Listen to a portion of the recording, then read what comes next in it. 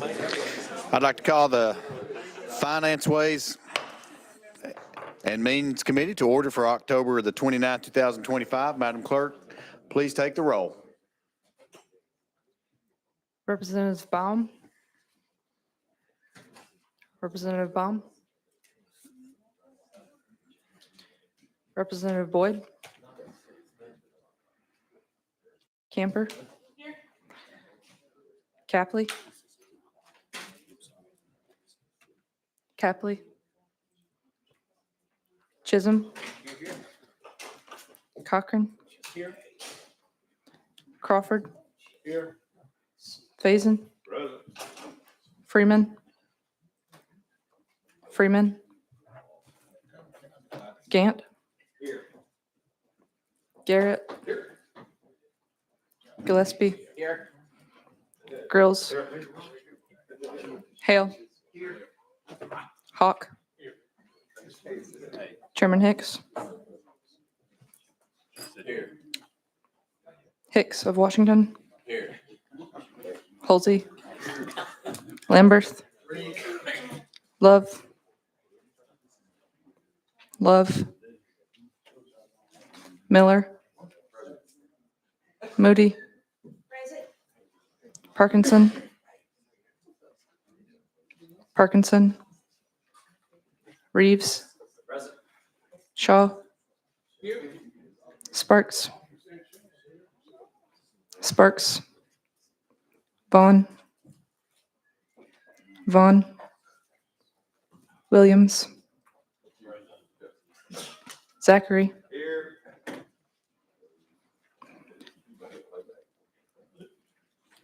Mr. Chairman, you have a quorum. All right, thank you very much. Members, please make sure that you do sign into your dashboard there that is before you. It just makes it easier as we identify your microphone when it's time for you to speak. Are there any personal orders this morning? Yes, sir. Chairman Cochran. Thank you, Mr. Chairman. And just very briefly, the people of McMinn County the last several days have been wearing pink in memory of Dr. Julie Gooden. She was our director of schools. That's why I missed yesterday to attend her funeral services. She was 43 years old. She was homegrown in McMinn County. She'd only been our director of schools since July. That was her dream job. She was a girls' high school basketball star, Miss Basketball from my high school, from McMinn Central. Her funeral was held in the Central High School gym last night, and so her burial is taking place as we speak. And so if you would just keep her family, the Gooden family, in your prayers, and the people of McMinn County. Her family is hurting. Our community is hurting. But she has a wonderful legacy that will live on for many generations. So I appreciate you. Let me take just a minute to honor her. Thank you very much for this. And I think it's fitting. I can tell you this, that has been felt all the way up through to Northeast Tennessee. And so if it'd be all right at this moment, let's take just a moment of silence to just remember the Gooden family.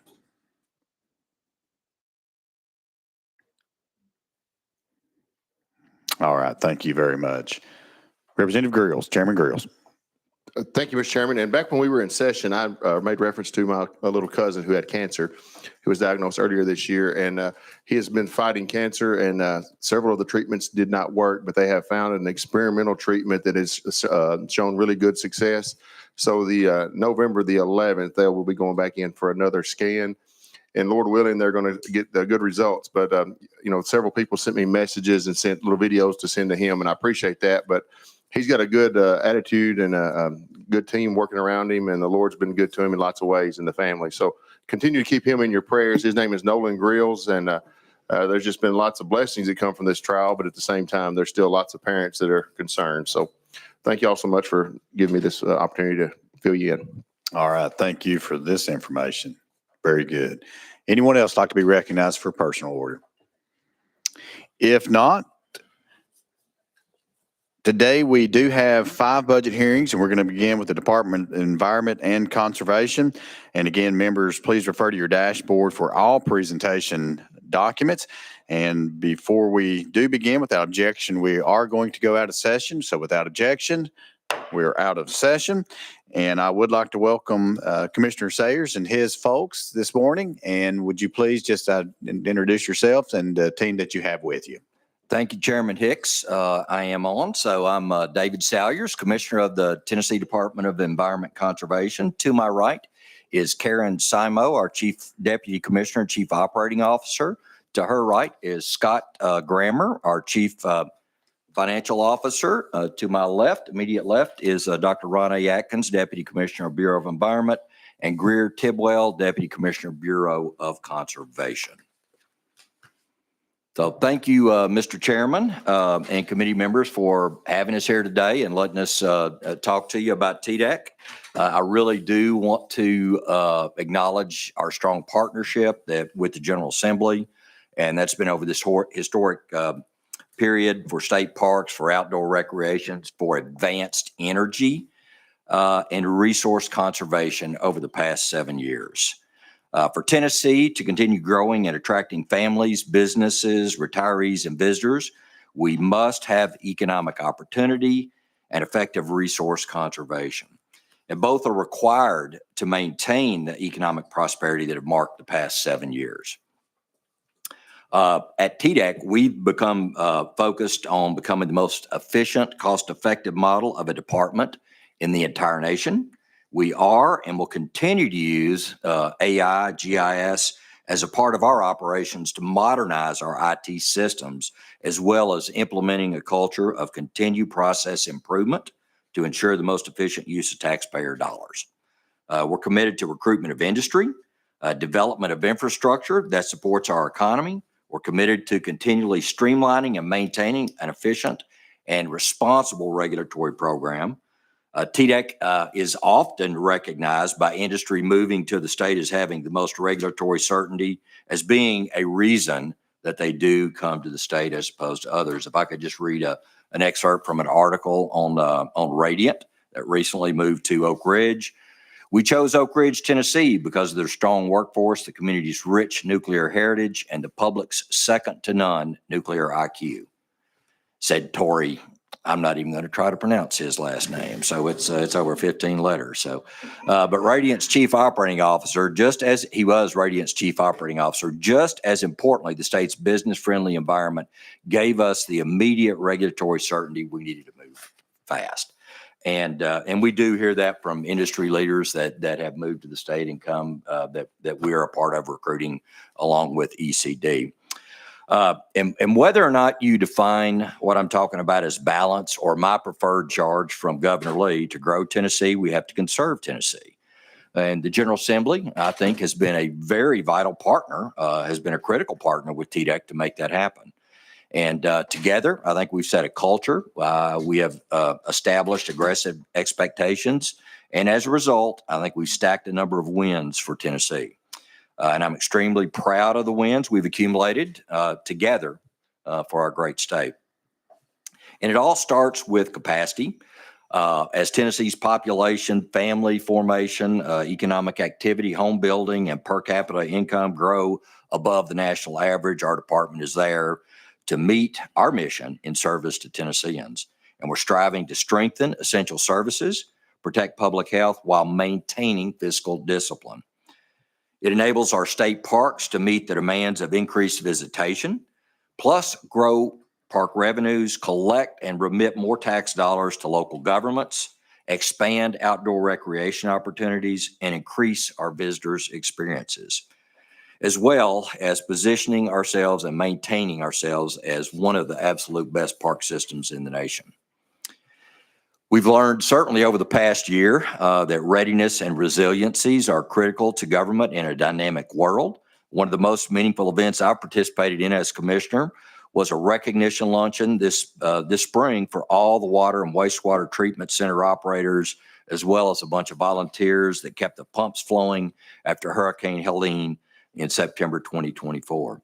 And as we celebrated with those operators, they shared stories of how TDEC training, support, and on-site assistance during the aftermath of Helene made the difference. And they also appreciated that our staff, members of their communities, were right there with them through the disaster and are still there with them navigating through recovery. Also had the privilege of attending a national conference this summer where we received a top recognition for our leadership work in GIS deployment for water resources management that was instrumental for utilities and local water systems in response to Helene. And we made great strides in TDEC's readiness, but I know there's more to do so we can continue to be one of the strongest threads in Tennessee's emergency preparedness work and demonstrate efficiency gains in doing so. And I did lead off with balance because I do want you to know how TDEC has emphasized efficiency and effectiveness while meeting our mission and serving 7.3 million Tennesseans. Over the past 5 years, we've sought to simplify permitting, move more activities under a general permit versus a much more complex individual permit, and established activity exemptions to reflect our understanding of reality. Even with this streamlining, our permit volumes are up almost 20% over the past 2 years, while we continue to meet our performance standards of 99% plus permits issued within statutory requirements and guidelines. The permit types remaining are often more complex and labor intensive in our portfolio. In pursuit of increased productivity, we followed your guidance and attacked our vacancy status year after year after year. I think our HR director is tired of me attacking our vacancy status. But we have 2,784 positions. Currently, 216 are vacant. That's 7.8% vacancy rate. I want to talk about that in just a minute. 47 positions, or 1.4%, have been vacant for more than a year. So that's really big in our world because when somebody leaves, it takes us a minute to fill that vacancy. So within that time frame, I would like to say that I'm really pleased that we're going to have all the long-term vacancies filled, long-term over a year, under 2 years by December of this year. So we're doing really well there. Statistically, when you look at statistics around vacancies in private industry, it's typically like 4 to 6%.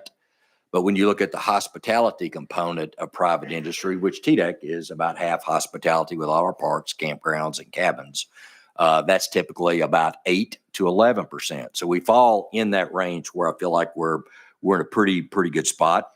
We have reallocated 51 FTEs, full-time employees, across our department to fill positions that are needed as our needs as a department in response to public needs are there. Our spirit of efficiency spans from our streamlined hiring processes, while our average days to fill positions is significantly better than the private sector. Really, really proud of that. Our division of underground storage tanks, where they're effective, cleanup and performance and preventive programs throughout the fiscal year, where they have been able to give back underground tank storage fees for the past 5 years. So that's taxpayer dollars going back to taxpayers. Pending board approval, they'll be able to do that for the next 5 years, returning dollars to taxpayers. In today's world, efficiency and effectiveness often flows from information, automation, and process improvements. Really proud that we implement lean process improvement events and IT modernization programs have replaced our critical legacy systems that are on the verge of losing support, while dramatically improving our ability internally and externally to provide critical business information, and also to collect revenue and fees. We do collect a lot of revenue and fees in our regulatory departments, and as well as our regulatory divisions, as well as our Bureau of Conservation. And it also positions us for better integration of AI. And speaking of AI, that's in the news a lot today, or automation, or bots, or agents, or et cetera. I note that there's not a bot that can conduct a rescue and extraction out from a remote state park location, or write a complex air permit, conduct the thousands of facility inspections or tens of thousands complaint investigations or septic tank approval site visits that we do yearly. And we're constantly improving those processes, trying to find ways to become more efficient with our systems and our programs. But our skilled and dedicated professionals, our people, are still the heart of our capacity and our capability. With that said, looking forward at TDEC, we follow Governor Lee's emphasis on innovation and meeting the challenges of the moment with an eye on doing what Tennesseans a quarter of century from now will look back and say, I'm glad that the state did that back in 2025. Governor Lee's conservation strategy for Tennessee and the thoughtful expansion of our state park systems, more parks for more people, along with their new focus on outdoor recreation, puts us on a 25-year path to offer the most outstanding as well as the most accessible state park system in the nation. And your support and implementation of the historic Rural Brownfield Redevelopment Act and shoring up our long-standing brownfield remediation deficiencies through Tennessee Clean has been a generational catalyst for non-urban communities across Tennessee. Our innovative brownfield redevelopment area grant, or called BRAG, is now able to help communities move forward on blighted legacy brownfield sites and put those locations back to productive use. Anderson County Mayor Terry Frank actually danced a jig when we celebrated a cleanup. I don't have it on video, but I wish I did, but celebrated cleanup of a decades-old site in Claxton this summer. I was with Bolivar Mayor Julian McTizek a couple weeks ago, and he told a group from the Tennessee Municipal League that BRAG is making it possible to clean up an old tannery abandoned more than 3 decades ago. And it's helping Bolivar continue as a city on the rise. But it didn't come to just flip through TDEC's BRAG book, all lowercase brags on that. That's not an acronym. That's tough to follow. I'm sorry. But I do want you to know that I'm confident that as we do move toward the end of this administration, our focus is going to be targeted on high value investments that sustain Tennessee's environmental and recreational infrastructure without expanding the size of government. They reflect responsible growth, efficiency, and strategic investment. And it's going to enable TDEC to meet growing demand for clean water, waste management, and environmental compliance, plus safe, accessible state parks. We're going to strive to balance the immediate needs with long-term sustainability, prioritizing one-time improvements that generate lasting operational value. Again, we value your meaningful support of our department and the great projects that we have been able to put on the ground, and happy to have the opportunity to be here. So thank you for allowing me to provide this overview. All right, thank you, Commissioner, very much. And we do have several folks on the list here to ask some questions. And we're going to begin with Chairman Williams. Chairman Williams, you're recognized. Thank you, Chairman. Commissioner, thanks for being here. I want to start by saying appreciate your staff. And I may be one of the few people that make phone calls to all the different tentacles that your department does, and it's always very responsive. And so I just want to say thank you. I appreciate that. I wanted to touch a little bit. We didn't really hear much in regards to ARPA and ARPA funding. Of course, TDEC was not necessarily the beneficiary, but the throughput for a considerable amount, $1.4 billion of ARPA funds, that those funds are distributed to our local communities to allow for water and wastewater expansions there as well. One of the big challenges facing local governments and municipalities is being able to deploy those resources in order to meet the deadline associated with it. I know back in September, your team started evaluating progress of those with the idea that most of those projects should have been started by now. I know that you guys have also taken about $49 million of your administrative fees and rolled those into existing contracts for those expansions to allow for overruns as far as costs were concerned, because these municipalities could do that. I was hoping maybe you could give me a little update on where we were. Are there any areas of risk associated with those? Maybe some of our end users not being able to meet their deadlines, what the plan would be associated with helping them to achieve those. If you could speak on that, I'd appreciate it. Certainly, Karen. Hello, I am Karen Simo, Deputy Commissioner for TDEC, and I am the ultimate bad guy on the ARP thing. So if you've heard people complaining about that woman from TDEC telling them, get on it, that is probably me ultimately. So in all seriousness, it's been a pleasure getting to work on this project. It has been huge. I hope all of you are familiar with the Water Infrastructure Investment Program that was funded. Just a very quick stat on it. There was 392 grants which are mostly to counties or municipalities. There's a handful of nonprofits, but this is directly to your constituents. Of those 392 grants, we currently have over 1,400 water infrastructure projects being deployed in your community. So all of you have this happening. Of those projects, I am happy to say that we are facing minimal risk to the state in terms of having to potentially return any funds to the federal government. That is a touch point in everything that we do implementing this program. It is a unique challenge to implement it because every project is different. And so we have not had any folks that truly just don't have a path forward. We have a number of ways that we monitor their progress depending on the nature of their project. And when we notice a red flag, we reach out to them. And so we even have layers of the outreach. So this is a program that we have 6 full-time TDEC people that we did not get any new positions to administer this. So we went to our Division of Water Resources and utilized some of their staff on a temporary basis. And where those 6 full-time TDEC employees are overseeing our contractor EY, who's doing a lot of the engagement. So we have a lot of very involved that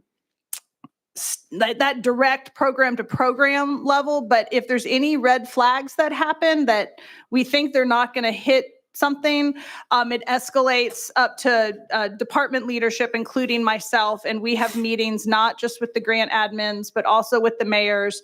And if we really think it's going to be a problem, we reach out to you. So some of you have also contacted us. So to say of the roughly 1,400 projects, they're everything from planning and design, asset management planning, and construction. And so each one is unique. The deadline that all of the grantees are working on is all procurements for all projects have to be submitted by December 15th of this year. All construction has to be completed by next summer. The grant contracts to the grantees, we have put that grant termination September 30th of 2026, because ultimately the state has to get them fully reimbursed by December 31st of 2026. So we've built in a number of windows there. So the biggest concern that everyone has is, are my construction projects moving ahead in a timely fashion? So we have timelines that we address on all of those. I will say there's currently 825 construction projects that are being funded. Of those 825, over 99% of them have plans and specs that have been submitted. There's only 2 that have requested an extension, and we've worked out with them, like what's their timeline and are they going to get it to us in the next month or so. So that means they've all submitted engineering and they know what they're doing. Of those 825 construction projects, there's 2 criteria to say that you have started. And one was you had to submit certain documentation to us by September 30th, and then you had to request a site inspection by November 30th. So we are at 85% of the construction projects have met both criteria. The piece that's missing is not all of them have requested the site inspection. So we're focusing on the ones that are approaching that site inspection. Of the 825 construction projects, we have over 35% of them, so that's 286 projects that are complete or nearly complete. So we are continuing to push forward. And like I said, we have a number of risk factors that we constantly check, and if it's a very involved program, so if you have any concerns about your individual communities, I'm happy to share them with you. Currently, we have not had, whenever we identify a community that has a challenge, we might, if it's a construction project that's not going to be timely, we scale it back to just design. So that's kind of what we've been doing over the last month or so is, the ones that have said, we have a challenge, and that's what we've been specifically handling on a case-by-case basis. So that way they're prepared for post-ARP to fund the actual construction through another manner. So I hope, Representative Williams, that was I'm happy to talk about it more. Thank you. I think that was pretty verbose. I could have done a better job, I guess, of asking a pointed question. So just to make sure, we put in last year's budget, we put $10 million of additional resources into this, of state dollars, into what was being considered an escalation fund as it relates to these projects. As you stated, there are reimbursement of those funds. So the local communities, in the costs associated with those, do they, if they had to issue bonds that they had prepayment penalties, did those costs, were they able to include those costs, or those borne by the community?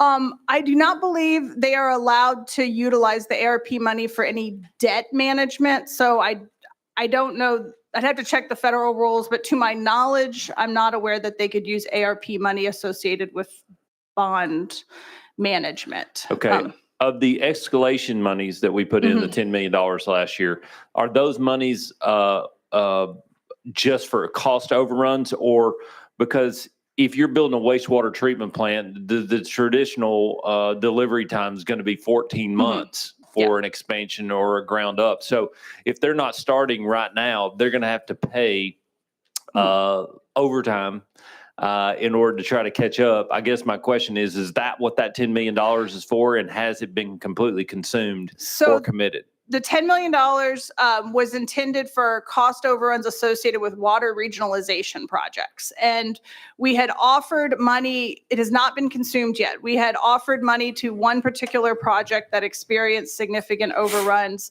However, after the two systems involved looked at their business operations, they declined the funds and they decided to go a different path. So we are back at, we have that available $10 million. So we are back to where we were. So that continues to be available.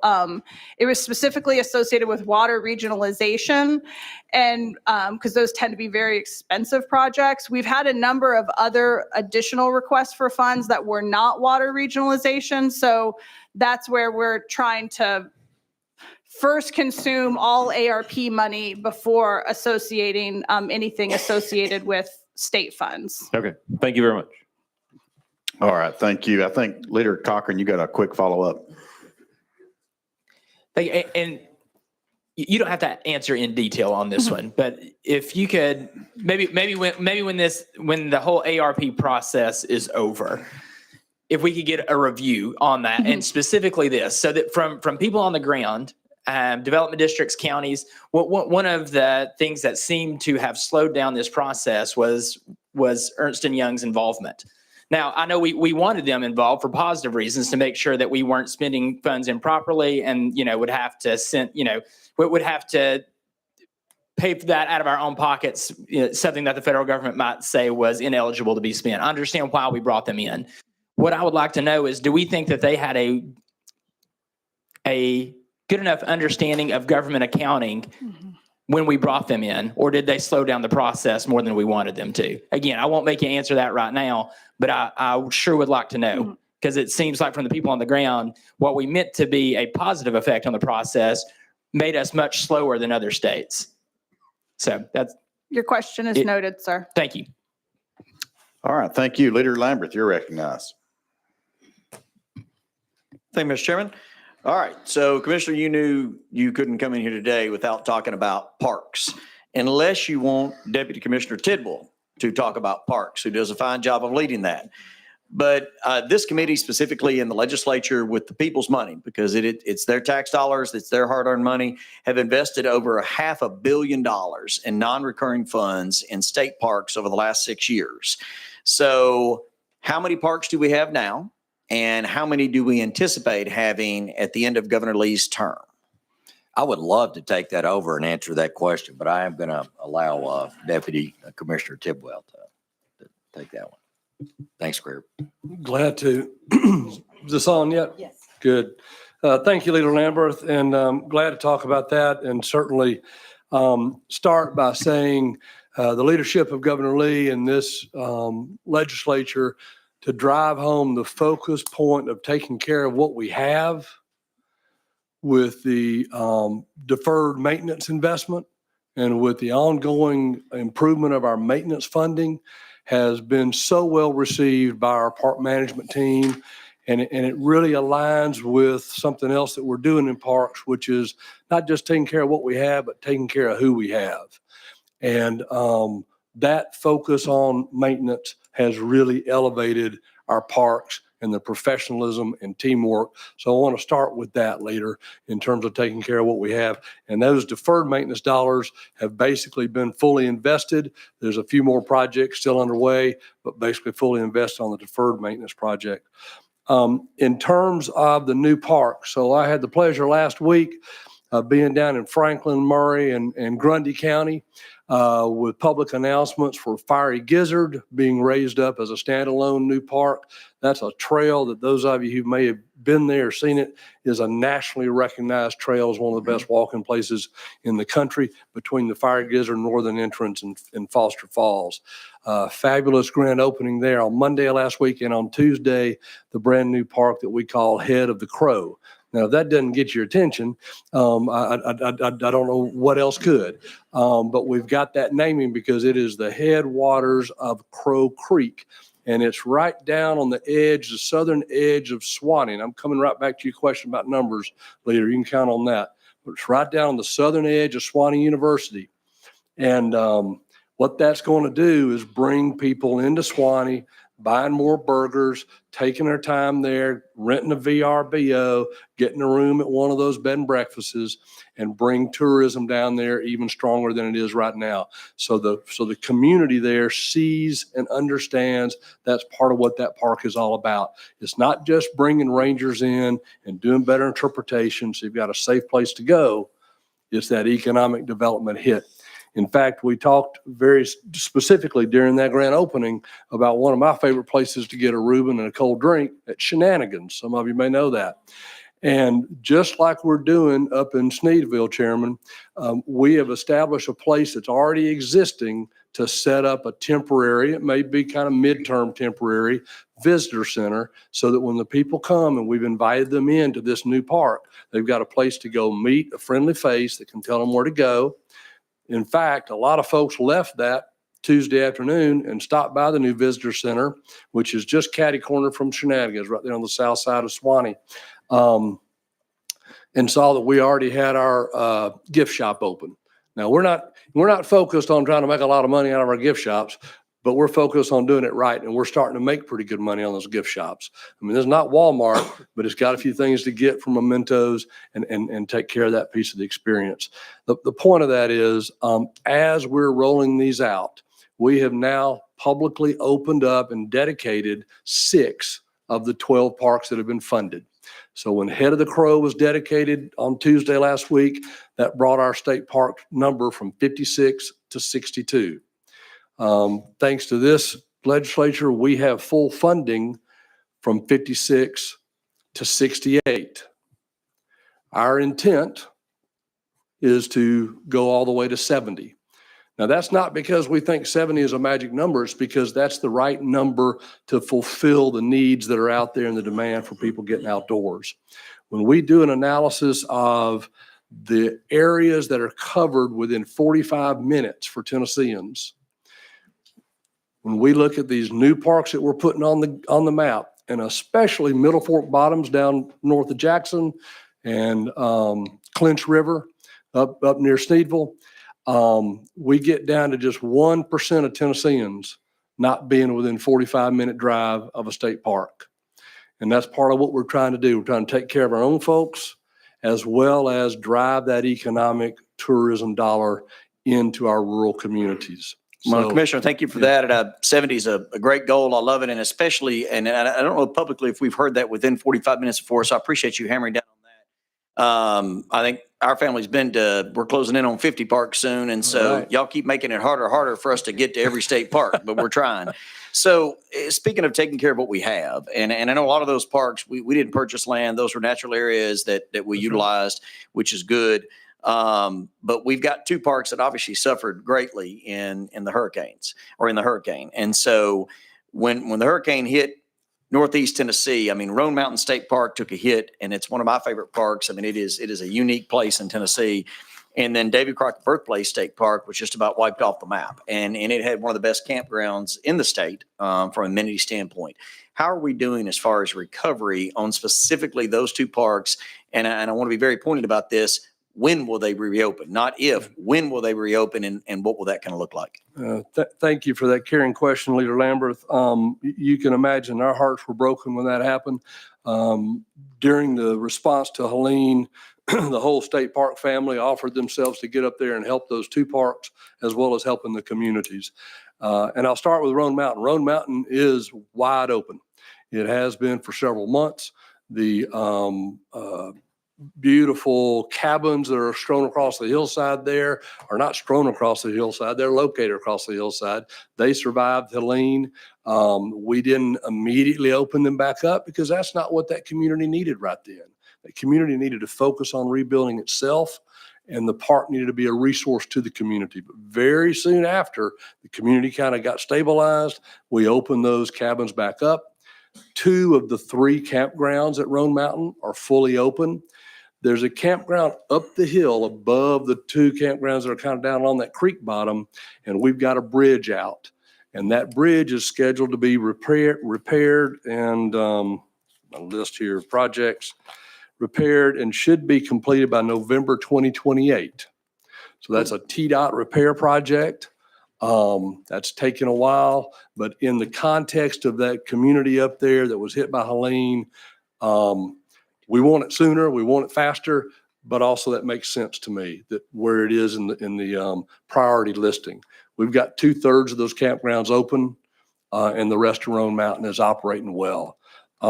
Significant investment to What about, bring now I hate them to up. interrupt you, but I Please. don't want to monopolize the time of the committee just on parks. I know you guys do a lot of stuff, but I mean, what about David Crockett Birthplace? So David Crockett Birthplace was literally, as Chairman Hawk will share, was literally covered in mud and wiped off the map, quite frankly.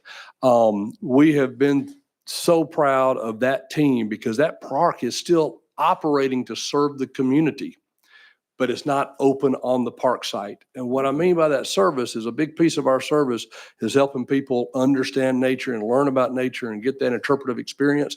And that park team is going school to school and event to event with a trailer that they've built an old log cabin on, and they're sharing that David Crockett Birthplace story in the community. And that's, I'm so proud of the kind of drive that park team brings to the table.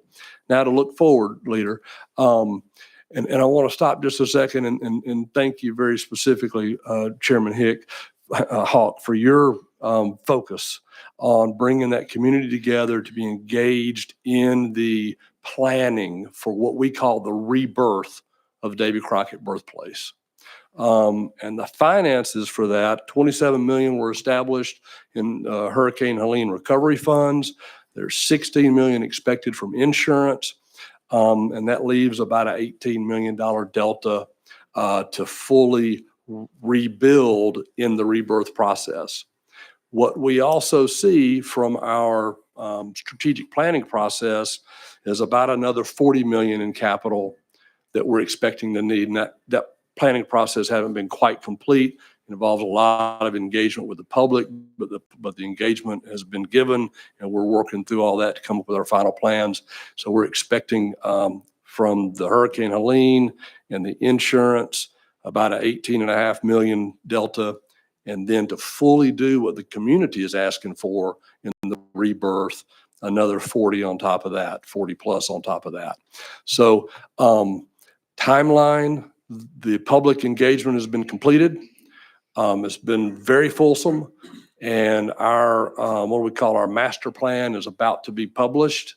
And then from that programming, we will start the design process and move forward. Well, Commissioner, what I'm hearing then is it's unfortunately looks like it's going to be years before we see David Crockett Birthplace back open then. I think it will, sir. Okay. All right. Well, thank you. And I appreciate all your efforts in that. I mean, it's, I talk about it regularly, getting out on a hike again. So, I mean, we need to do that, but thank you. And if you hadn't been down to Fiery Gizzard, everybody go do that one. That's a fantastic hike. Chairman, my last question is to the commissioner, and I hope it will be brief because I know this is something you know well. You mentioned AI and technology several times in your opening statements.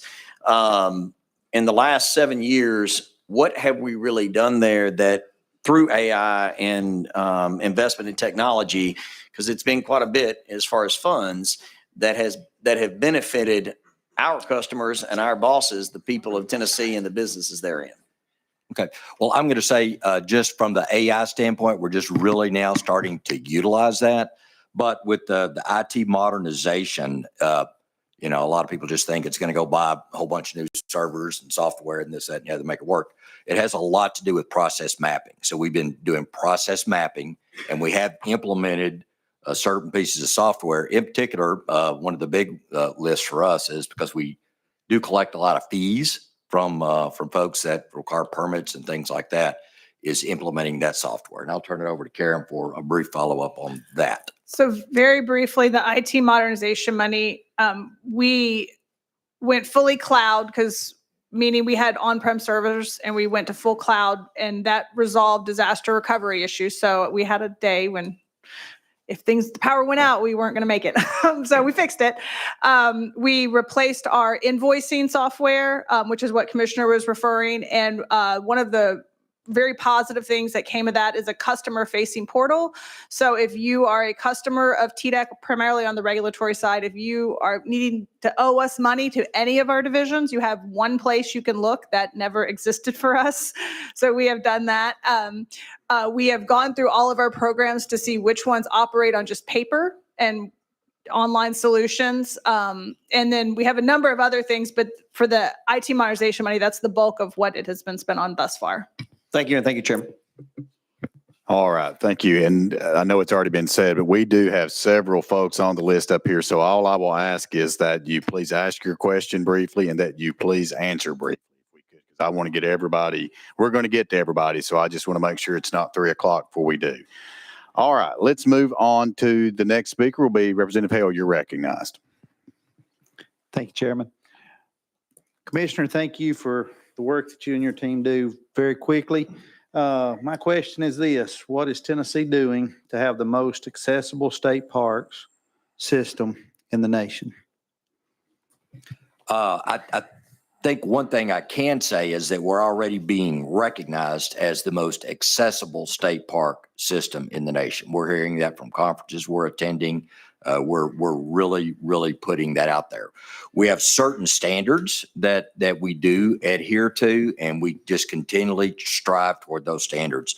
Can't remember the name of the organization that we apply to every 4 years. There's one organization that recognizes that nationally, and we're consistently in the top 4. 3 years ago, I think we finished second, but we think our Arizona cheated, so we really, really won.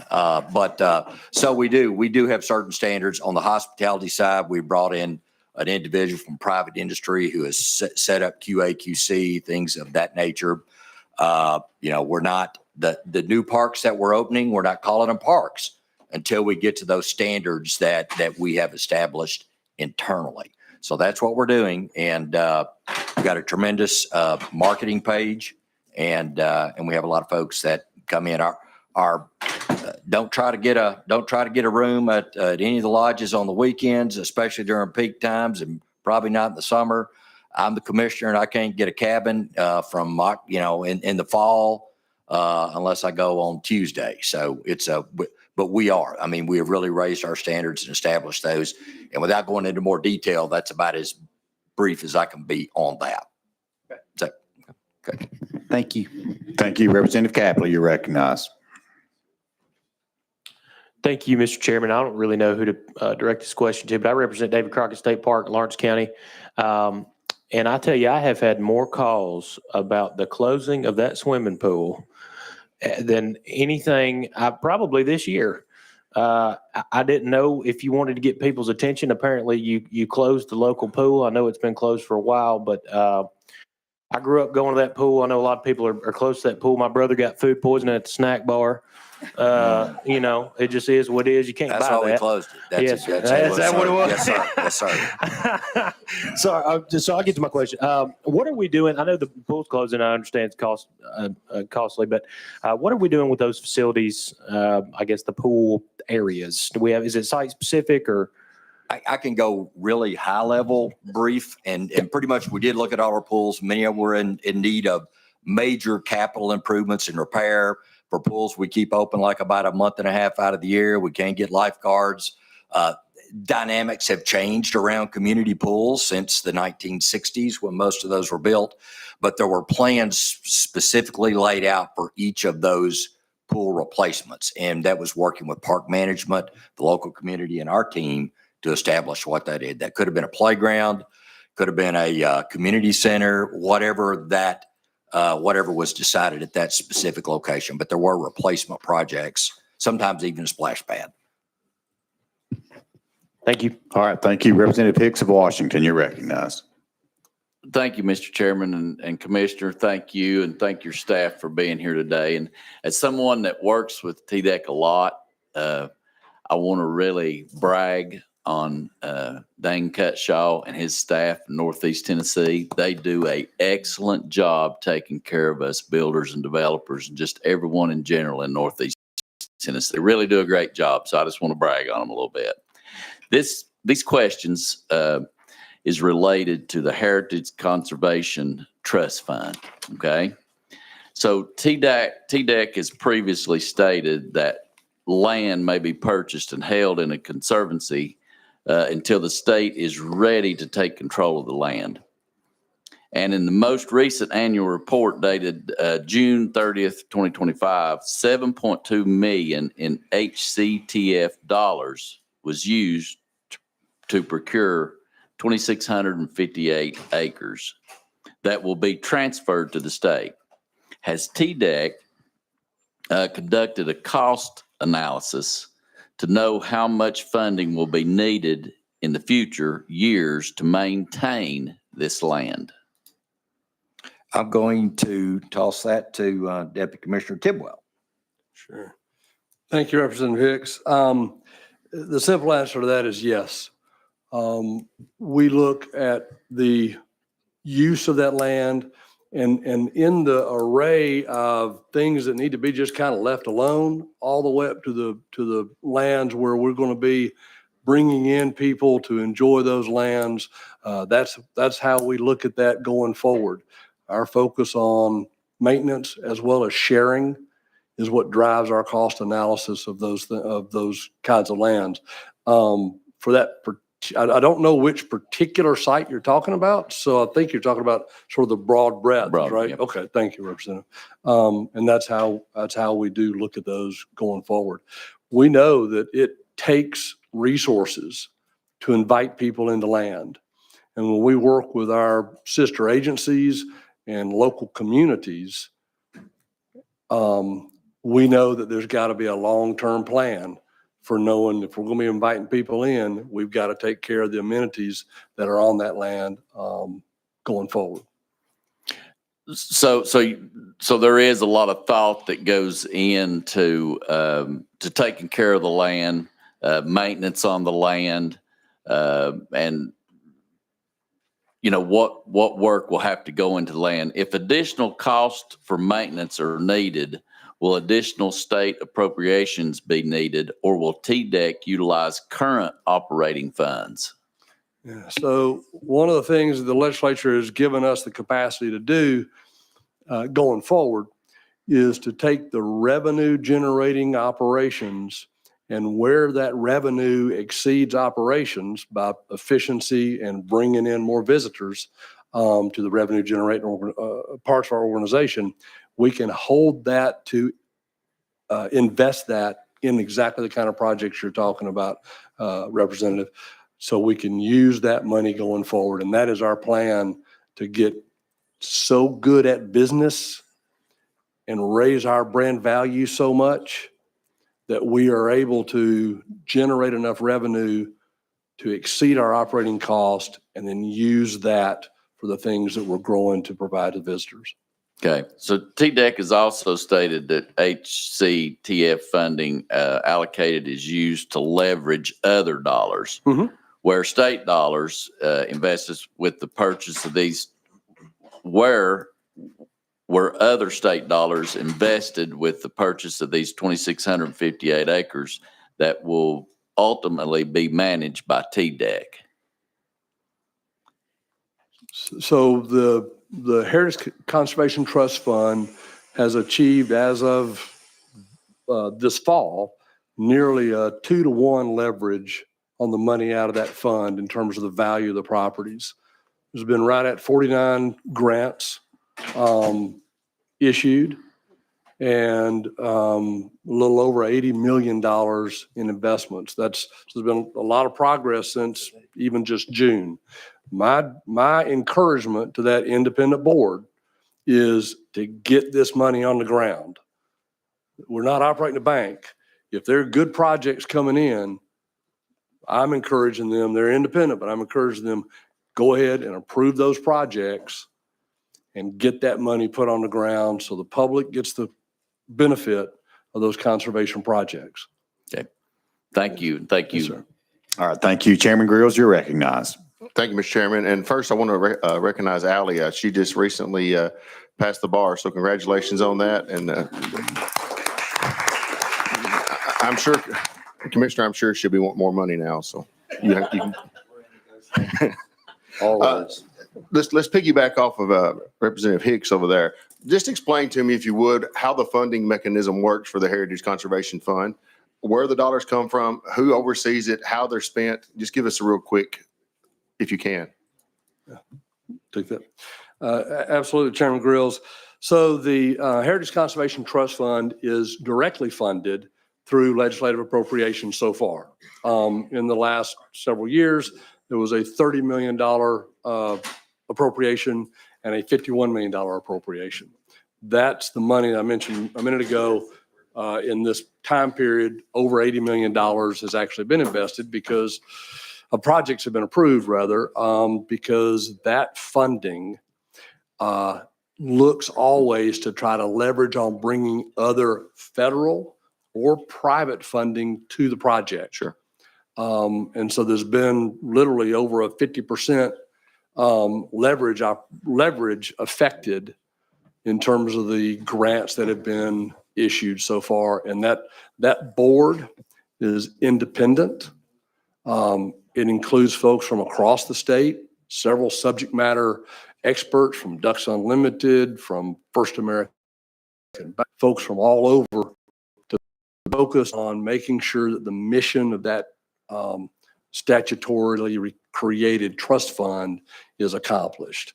It's a very flexible and effective tool for helping local governments, not-for-profits, as well as the state agencies accomplish land conservation to share back to Tennesseans. Who all manages these properties once they're purchased? It's a wide array, frankly. There's been a couple of projects that TDEC, a couple of projects that TWRA. There's been a brand new state forest created out of those grants. The Wolf River State Forest down on the Ames Plantation in West Tennessee. Been an extension of a state forest, Stewart State Forest up on the Cumberland Plateau. And then an array of local government and not-for-profit organizations who work on conserving land or expanding their own parks in the local governments. I was at a graduation this year and I had a surveyor come talk to me, and he was talking about a project he was working on for the state. And I dug into it a little more and I realized that it's looking at, since June, I believe there's about 10,000 acres that the Heritage Conservation Fund's looking at purchasing, a little over 10,000. What, that I'm not exactly sure who's going to be in control of that, but I believe it's TWRA. Okay. If that is the case, and we're hearing over and over again that TWRA is short on funds, and you can confirm that right quick. Is that correct? I'm not going to speak for TWRA. I'm talking about who's going to be in control of that property. So there is a significant project that has been approved down on the Hatchie River that will expand a TWRA wildlife management area. Okay. Well, my question is, TWRA is short on funds. How are they going to be able to manage more property that's taken over by the Heritage Conservation Fund? And then once that dollar, or those dollars are those acres are taken out of public and private ownership, and the state takes possession of them, what about the local tax revenue that's going to be lost, or how is that going to be impacted across state? Because I have seen that happen in my own counties. Yeah, so as I understand things, Chairman Grills, and I know this is something we keep track of for all the projects that are funded through the Heritage Conservation Trust Fund, as well as other funding mechanisms, the state land still pays a fee in lieu of tax equivalent to the tax. So that part of the public support continues in terms of the land from a real estate tax So as- perspective. so- And So as taxes go up in every county, will that match the in lieu of taxes? Will that match whatever, if a private enterprise still owned it? Would that continue or would that be frozen at the current rate? my understanding is that's frozen at the current rate. I think there are frankly some aspects of that fee in lieu of tax program that I certainly, on behalf of our bureau, are ready to kind of dive into and look at to make sure our, in particular, rural communities are not losing anything in terms of the tax value going forward. But generally, those lands, when they become public and you start inviting people in, both on WMAs as well as on parks or other hiking kind of opportunities, you end up with a boost to that economy. I understand that, but I'm also concerned that there's also a management aspect to it that takes lots of dollars to manage these properties. I farm for a living. You don't just take on more property and expect it to take care of itself. There's lots of management expense. And I'm also concerned with what it's doing to these local communities and the local governments. When is enough enough? How much land should the government actually own in Tennessee? What percentage of our land that the private enterprise has control of now should we be willing to sell and let someone in the state bureaucracy take control of it? What is that number? I think we're at enough personally, but that's just my personal opinion. And I would love to see what the vision is for the Heritage Conservation Fund, TDEC, TWRA, whomever it is that's taking control of these properties. Yeah, I'll try to answer that. I don't think that's a policy that TDEC is gonna set. I mean, I think that's a policy for an administration, a policy for the General Assembly. I think right now about 90% of the land is in private ownership. I would expect there's places adjacent to parks that a lot of folks would love to see acquired and added to a park. I would expect there's places in West Tennessee on WMAs or wherever that, that I want, certain tracts of land acquired. So but I don't think that's our position to make that determination. I think that's this body and the administration. I really guess that was more of a statement than a question, but I appreciate the time you got. And I've got several other questions here, but we have more time at the end. You come back to me there, Chairman.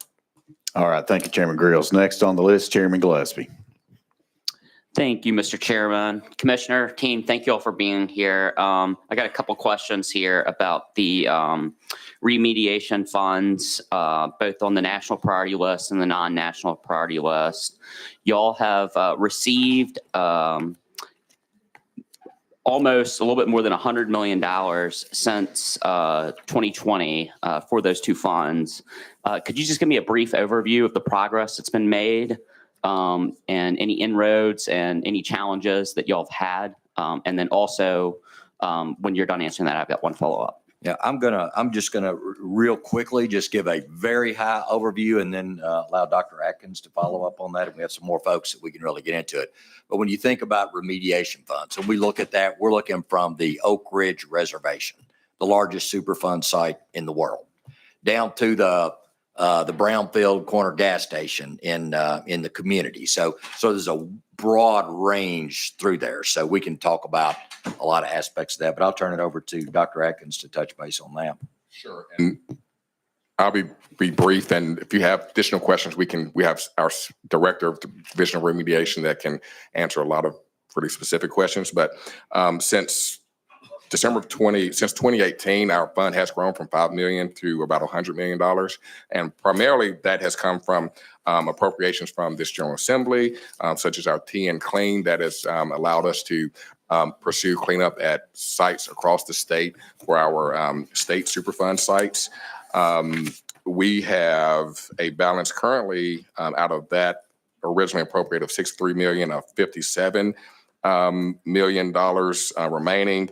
We're working on 27 sites this current fiscal year at $18.6 million. Last year, we would have spent about $12 million or so, but EPA seeing the effort that we were taking at the American Nuclear Site in East Tennessee, they jumped in and contributed to the cleanup there that saved the state dollars that we can now put forth at other sites. We have $25 million for DOR Oak Ridge to pursue continued cleanup there. Also, our BRAG program of $5 million recurring. We continue to see tremendous success there. We have currently about $8 million in projects from last year and this year together, with over 13 million in applications for award. So the demand is greater than current funding that we have now. And so I'll stop there. And if you have additional questions, we can go into more detail. You're recognized. Thank you, Mr. Chairman. Okay, that's great. And you answered a lot of my secondary questions. I guess I just want to make sure I heard you correctly and the body heard you correctly.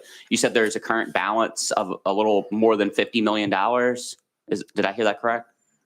In the TN Clean, yes. And then you said, thank you. And then you also said that the current projects are about $13 million worth. Did I hear that correctly? Yes, for a different pot for the BRAG dollars. Okay. Yes, BRAG those are dollars. different pots. Okay, I think I understand now. Okay, thank you so much. Yes, thank you.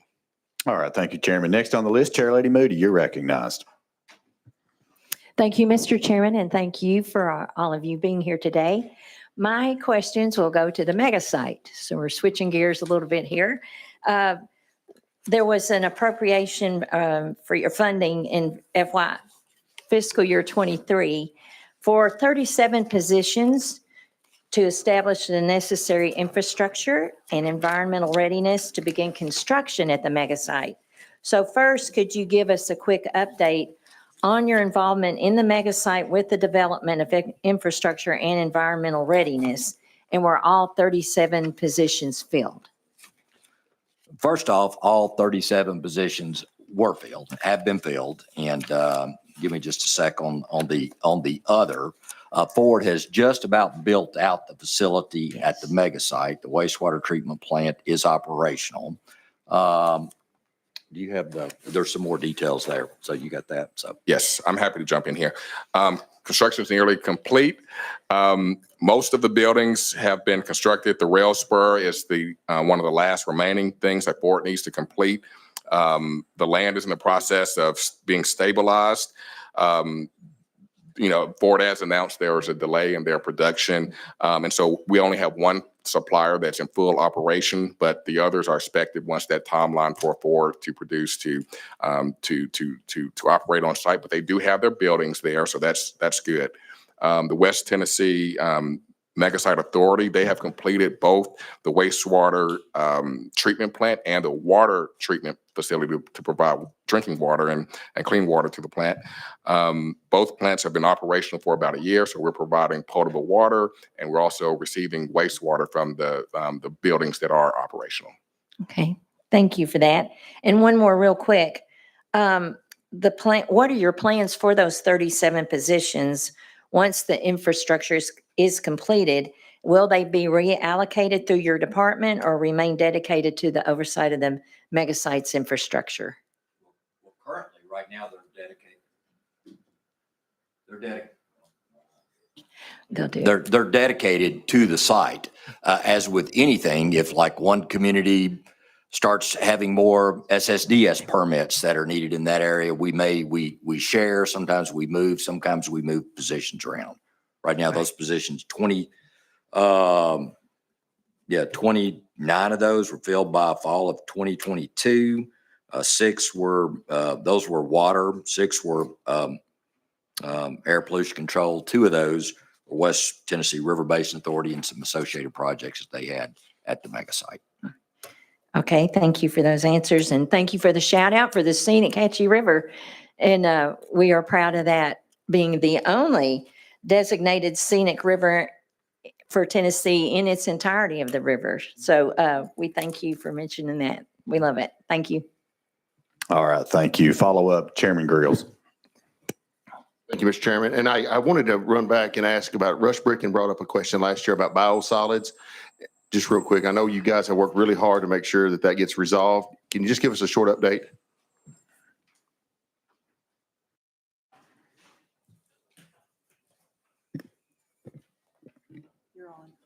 Hi, I'm April Grippo, Director of Water Resources for TDEC. And I really appreciate the time that y'all gave us to implement some changes that we promised during the legislative session. And we have been able to implement those over the summer and this fall. So on biosolids, there were a lot of concerns about issuing a new permit with PFAS restrictions. We did issue that new permit, and we do have a PFAS monitoring requirement for the wastewater treatment plants that generate these biosolids. That information will be available online for the citizens that were interested in that. We've been providing regular updates to Mayor Brady. Y'all remember he testified before committee about his concerns in his community, and we have been sharing those and increasing outreach. We met at the end of the summer with Chattanooga to share our concerns, and they're working on their own outreach efforts to the citizenry. And we also let them know that we mean business on enforcement, and we had to take that to account. Last week, we had to issue a notice of violation for a small spill that occurred from carrying in biosolids from Chattanooga to one of the land application sites. And then maybe most importantly, we have followed through on our commitment to hire contract employees to increase the amount of inspections. So I really appreciate the time y'all gave us to make those things happen. Well, thank y'all for getting that done. It sounds like you're on a good spot, a much better spot than we were. Appreciate that. All right. Thank you all very much. And members, that concludes our time with the Department of Environment and Conservation. I do want to thank you all for being here. Certainly thank you all for answering our questions. Members, next up, we do have the Department of Transportation, and I did see the commissioner come in. So if you would make your way toward the front. And again,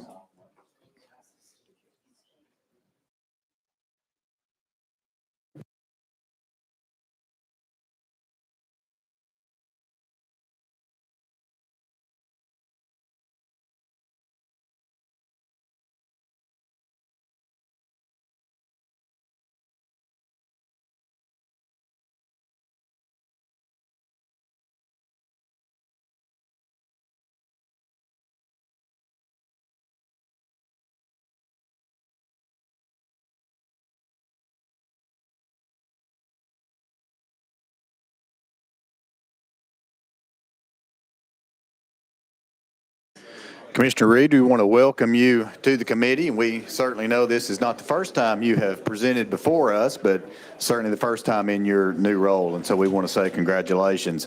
And we will control the microphones up here, so you'll be ready to speak once you are ready. And so without further ado, members, if I can get your attention, we are ready to begin the presentation for the Tennessee Department of Transportation. Again, let me just say this.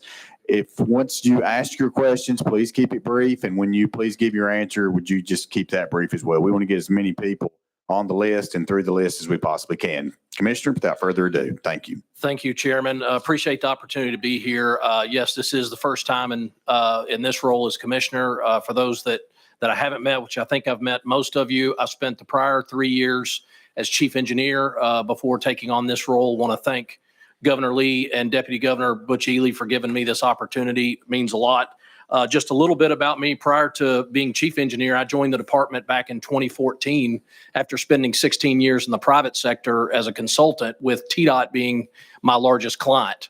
So I had a desire for public service at that point. And at that time, Governor Haslam and the administration was looking at bringing some private sector flavor to TDOT. And I felt like that was a place that I could help.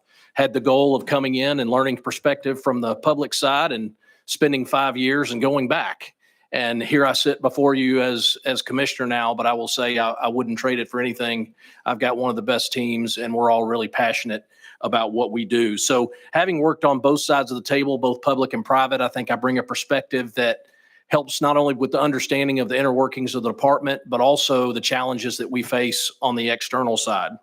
So I think while I know this department better than most, one of the things that I'm really focused on is ensuring that we deliver the absolute best system that we can. So what does that mean? I think it's important, my vision and mindset going forward, very quickly, it's to keep the momentum going. We have a lot of momentum going in Tennessee with regard to the transportation system. We need to keep that going. So my vision for doing that is really very simple. It's relentlessly pursuing excellence in 3 areas: delivery of our program, development of our staff, and then system modernization, which we'll talk about a lot today. I tell my staff all the time, we're not just building roads, bridges, transit systems, all of that. We are making decisions right now that will impact Tennesseans for generations with the way this state is changing. So why does it matter? We have the most ambitious program in TDOT's history before us to deliver. We're going to talk about how we're doing with that. We're also positioning ourselves as a leader at the national level in transportation. Thanks to the investments made by this body and the governor, we have positioned, and the things that we are doing, we have positioned ourselves to be at the forefront of discussions as it relates to reauthorization on the federal level this coming year. Also, we are focused on supporting this body and the governor's vision for what transportation needs to be in Tennessee. And most importantly, we want to fulfill our commitments that we make to the traveling public who are our customers. So I want to give you a quick update on where some of the things that we've done in 26 with the general fund dollars that came in this past year, both in the form of one-time money as well as some recurring dollars. You can see many of them here. I'm going to pick out 3 that I'd like to highlight just for your awareness. The first one is our spot safety program. Thanks to the general fund dollars that came in last year, we were able to insert 28 new spot safety projects into TDOT's program. You may say, well, what is that? What does that mean? These are relatively small projects dollar-wise in the grand scheme of things, but I'll give you an example of 2 types of projects. Intersection improvements where you add turn lanes and signals where you have high crash rates. Turn signals and turn lanes at school entrances. These are small dollar projects with huge impact and upside to most of the communities across the state, particularly in rural areas. We hear a lot of times from people, our customers and people that we deal with, well, if you'll just put a 4-lane road out there, it'll solve the problems. Well, the reality is the dollars aren't necessarily there to do that, but we can get a lot of bang for our buck with these spot safety projects, and y'all funding them this past year is making a huge difference. The next thing I want to highlight is our pavement program. Thanks to last year's general fund transfer and the TMA prior to that, we were able to increase the number of resurfacing jobs we're putting on the street by 50 in 26, which is huge. I know all of y'all spend a lot of time driving up and down our interstates. I tell my staff I want to see every paver that's available in the state of Tennessee out on our roads to make sure that we're keeping that infrastructure good, and we have seen that. You'll see a number 16 in parentheses. I wanted to mention this because as we talk about project delivery and development in Tennessee, we've made a lot of changes over the last several years to expedite that process and become more efficient. I'm happy to report that we were able to put 16 additional resurfacing projects back into the program this last year by savings on projects that had been listed in our highway program. We got better at estimates. We're delivering more high quality plans. We're getting competition from industry. We were able to save enough money to put 16 additional resurfacing projects back into the program. So wanted you to see that money that we are saving is going back directly into the program to benefit our users. The last thing I'll mention there is our Rural Service Patrol. Another thing that y'all funded as part of the general fund transfer last year. I think most of you are familiar with our help program in our urban areas, Knoxville, Memphis, Chattanooga, here in Nashville, the green trucks. These are motorist assistants. They also help us manage incidents on our highways. We don't currently have those in rural areas. Y'all were able to fund that last year, which gave us that ability. That is currently in procurement. We hope to have a contractor on hand very soon to be able to provide that. The reason it's important, most of our rural interstates are still 2 lanes in each direction. You have an incident, it can often back up traffic for miles, cause a lot of detour, a lot of delay, but also the typical accidents that happen in those rural areas, as you can imagine, speeds are faster. Those accidents are less forgiving, and it's further to medical attention. So to be able to have eyes on the ground on those rural sections of interstate is going to be a force multiplier for us going forward. A couple of organizational things that have happened with us this year that I want to update you on. You're all very familiar with Hurricane Helene. I'm happy to report, as I sit here today, 47 of the 49 routes that were closed on the state system are now open.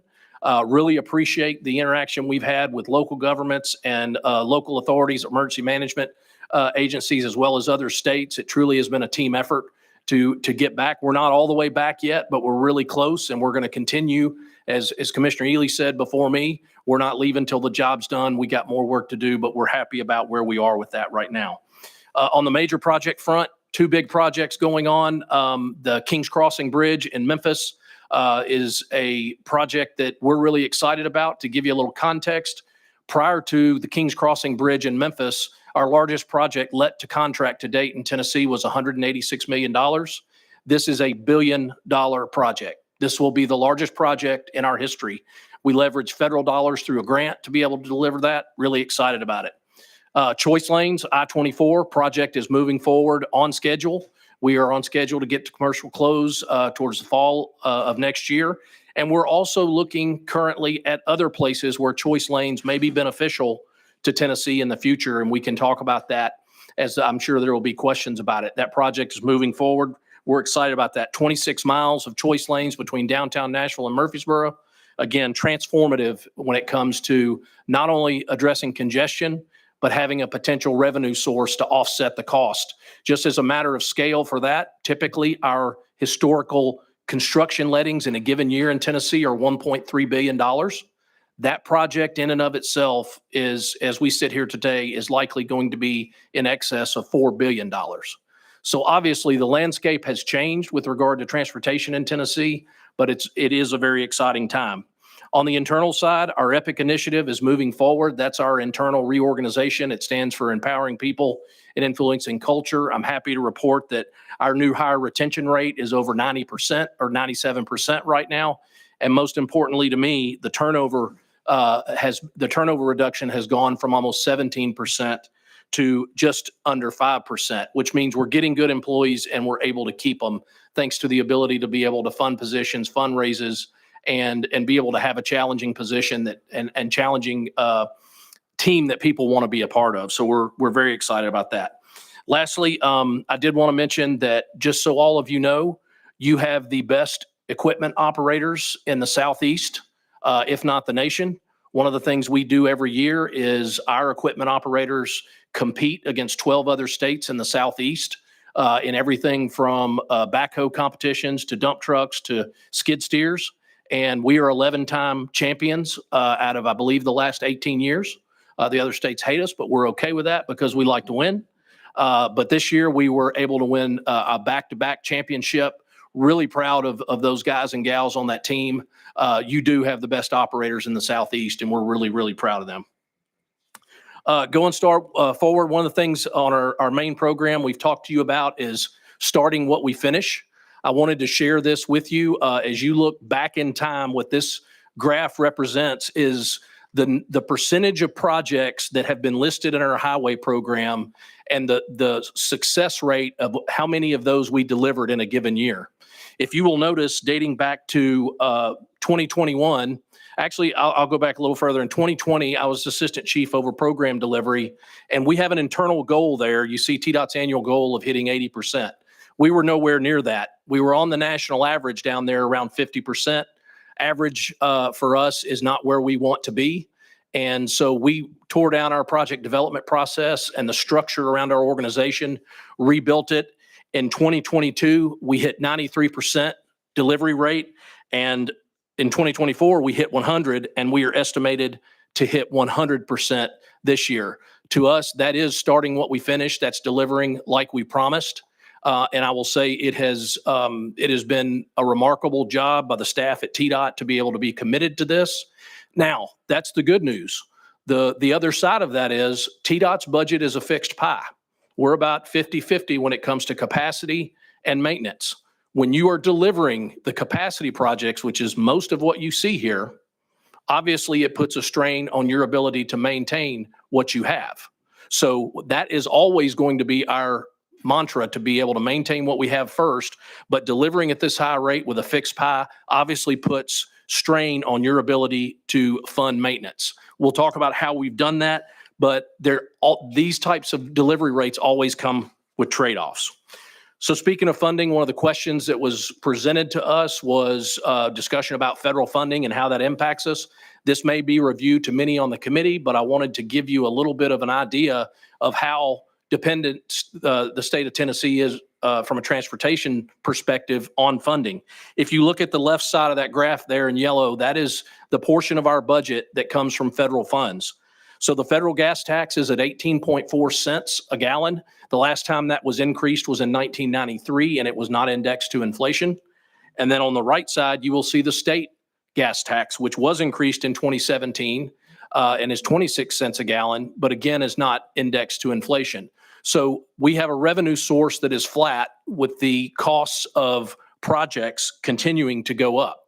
One of the reasons it's important to give you comparison, with us being about a 50-50 state, federal and state, when we always look at comparing ourselves to many of our neighbor states and our peers as to how we're doing. I'm a big believer in what gets measured gets done. So if you consider, take Florida, for instance. Florida is 24% federal, with the balance of that being state dollars. Texas is 33%, 67 federal versus state. So in North Carolina, they're 75-25. So in all those cases, they are funding more of their program out of state dollars. And the reason that's important is the left side of that pie chart, the federal dollars, there's a lot of strings attached to those. So the flexibility of having those state funds allows states to spend dollars based on what those states' needs are. And with that, I mentioned federal reauthorization earlier, Tennessee is going to be at the table on the national level discussing reauthorization going forward. And one of our key principles is being able to have the flexibility as a state to determine how those dollars are spent. We are different from all of our neighbors. Every state has different challenges. One of the things we are very, very laser focused on is making sure that the state has the most flexibility possible to be able to use those dollars that come to us from the federal government.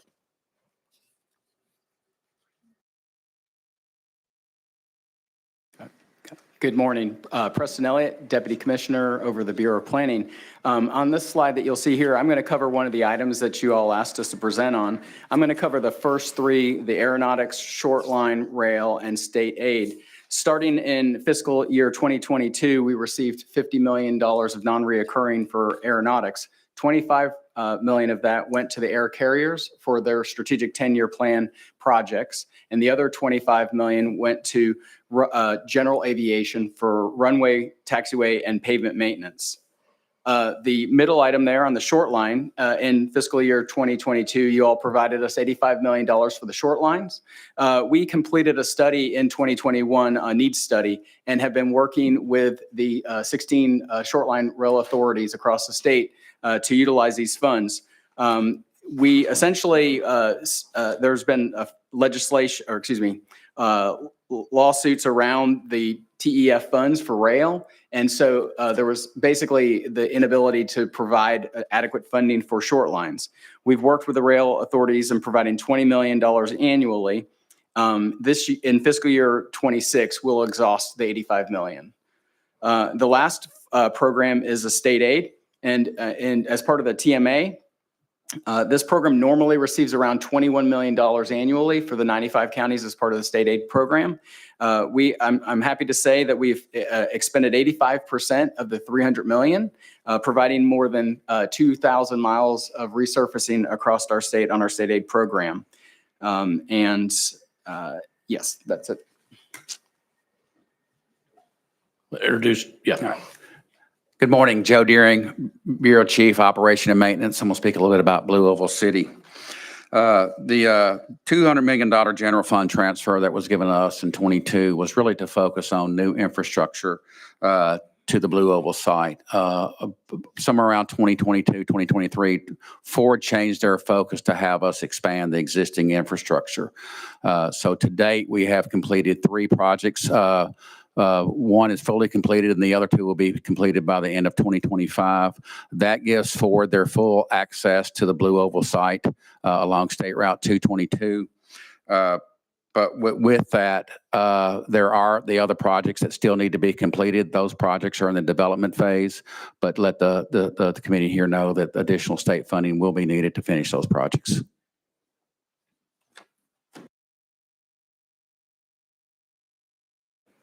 So obviously there's one big general fund transfer that hasn't been talked about yet, and that's the $3 billion in the TMA in 2023, and then the additional dollars next year. So what I wanted to do, many of you are familiar, but I wanted to talk about our 10-year plan quickly. From our perspective, this plan gives citizens of Tennessee, as well as this body, the transparency and predictability predictability about how we're going to spend our money going forward, and also how we prioritize that delivery. This plan was first issued in 2023, and then it gets updated every year. We look at it every year as things are dynamic and things change. It was last updated in the spring of this year. Initially, when the TMA or the 10-year plan was put together after TMA came out, there were 92 projects that were listed there. As a result of last year's general fund transfer, we were able to add 16 additional projects to that plan. And then I also want to acknowledge the fact that there is overlap between this plan and the Improve Act. That's a question we get a lot, and I'm sure is one that will be talked about or maybe asked about today. But there are 76 projects that were in the Improve Act that are also in this 10-year plan. And as we talk about projects, there are projects outside of this plan that are just as important.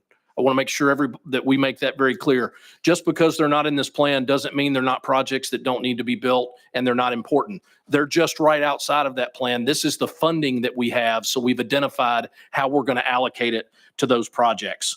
So I'm happy to report to you that 34 of the initial projects that were in the plan have either been delivered or are currently scheduled to be delivered in FY24 and FY26. I'm going to ask, y'all had a question about capital improvements. Going to ask Joe Deering to address that. Again, Joe Deering, Chief of Operations and Maintenance. The capital improvement budget is a little different than our highway and bridge budget. This program includes projects for things like salt bins, our new district buildings, replacing HVACs in our current buildings.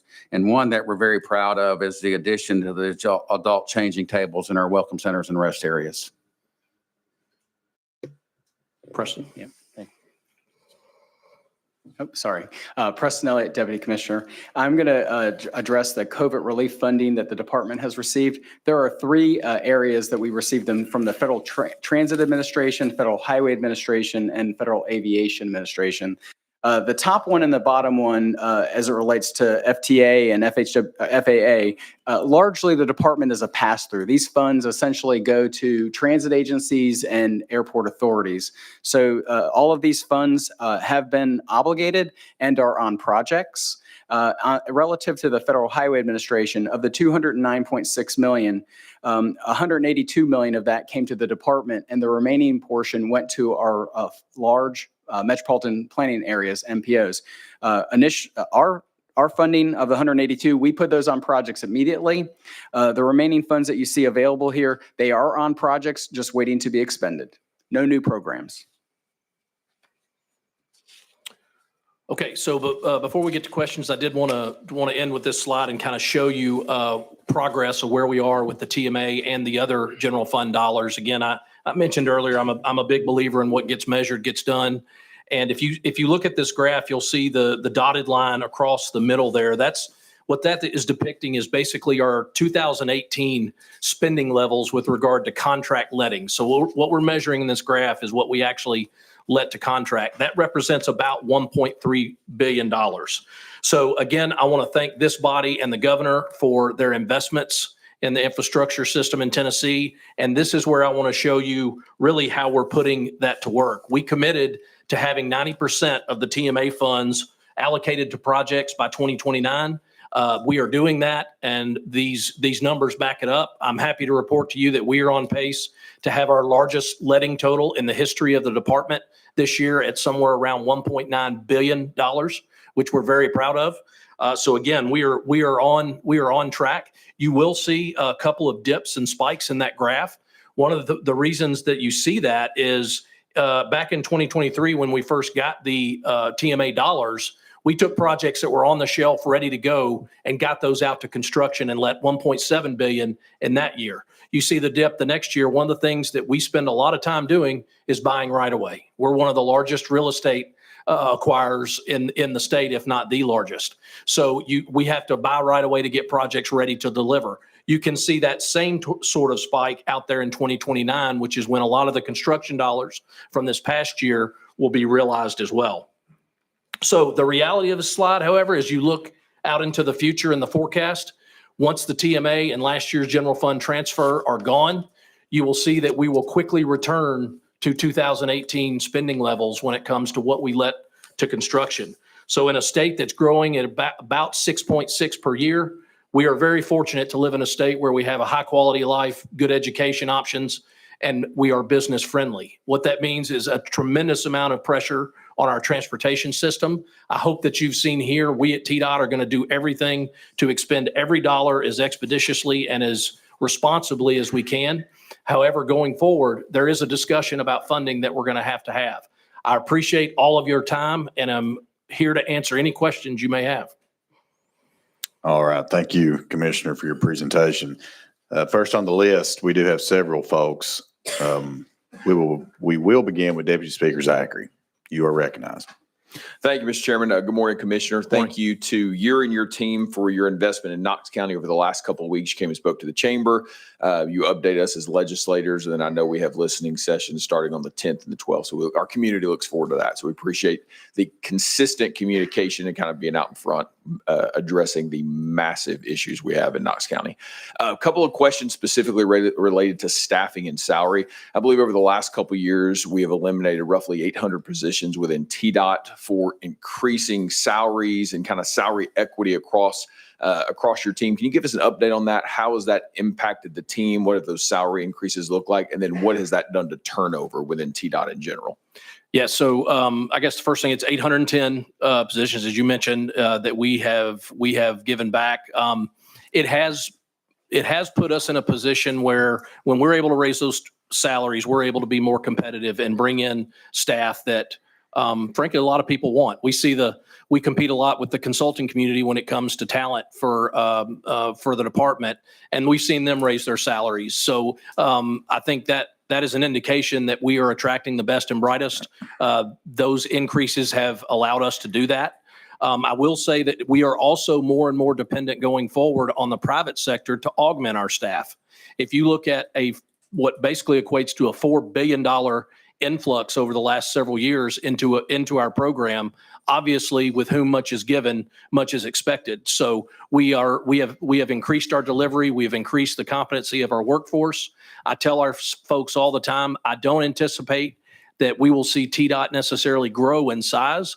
We need to grow in competency and our ability to react to the market that's out there. We need to be good owners.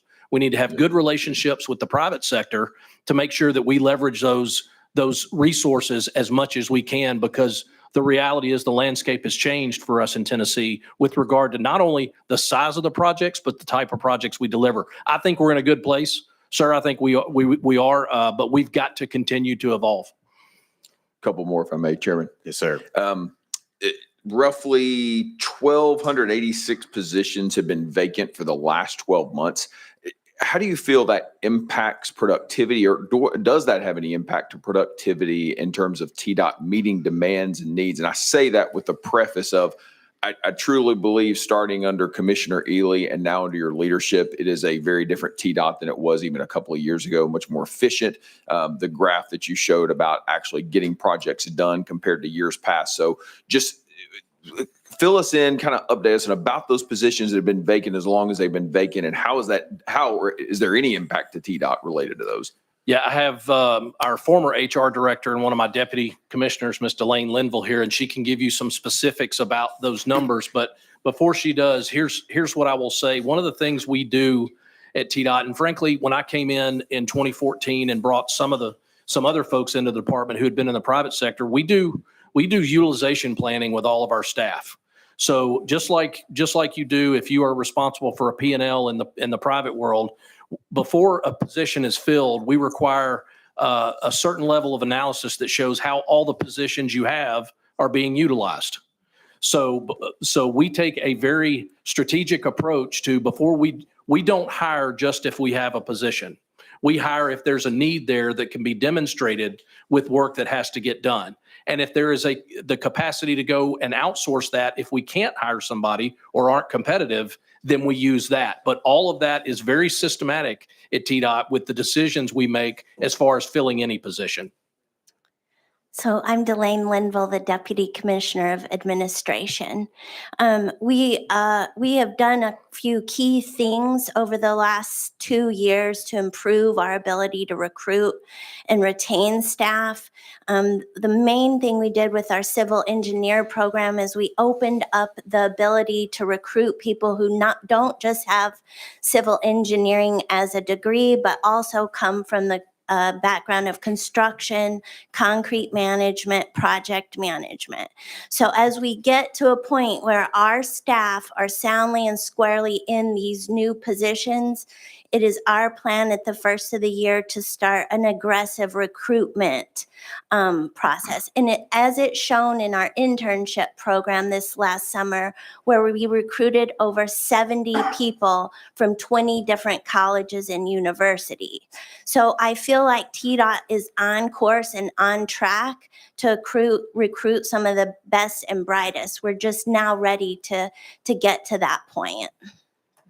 Just one last comment, Mr. Chairman. Commissioner, over the last couple of years, again, starting under Commissioner Ely, now under your leadership, you guys have raised the bar. And so that I just challenge you to continue to push. I think this committee would like to see you to continue to push alternative revenue sources. We had that conversation in Knoxville. I think that's something we need to continue to talk about and not just have conversations about it. We need to act. At dinner last night, we had conversations about what we affectionately deem the Hawk Plan and alternative ways to look at funding. The funding is there. We just have to be a little bit creative. So we look forward to working further with your team to be able to address some of these issues. But thank you for your leadership. Thank you, Mr. Chairman. Thank you, Thank you, Chairman Hawk.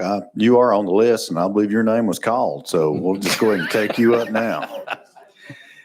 Thank you, Mr. Chairman. Has anybody heard that I've got a bill that might help take care of the situation?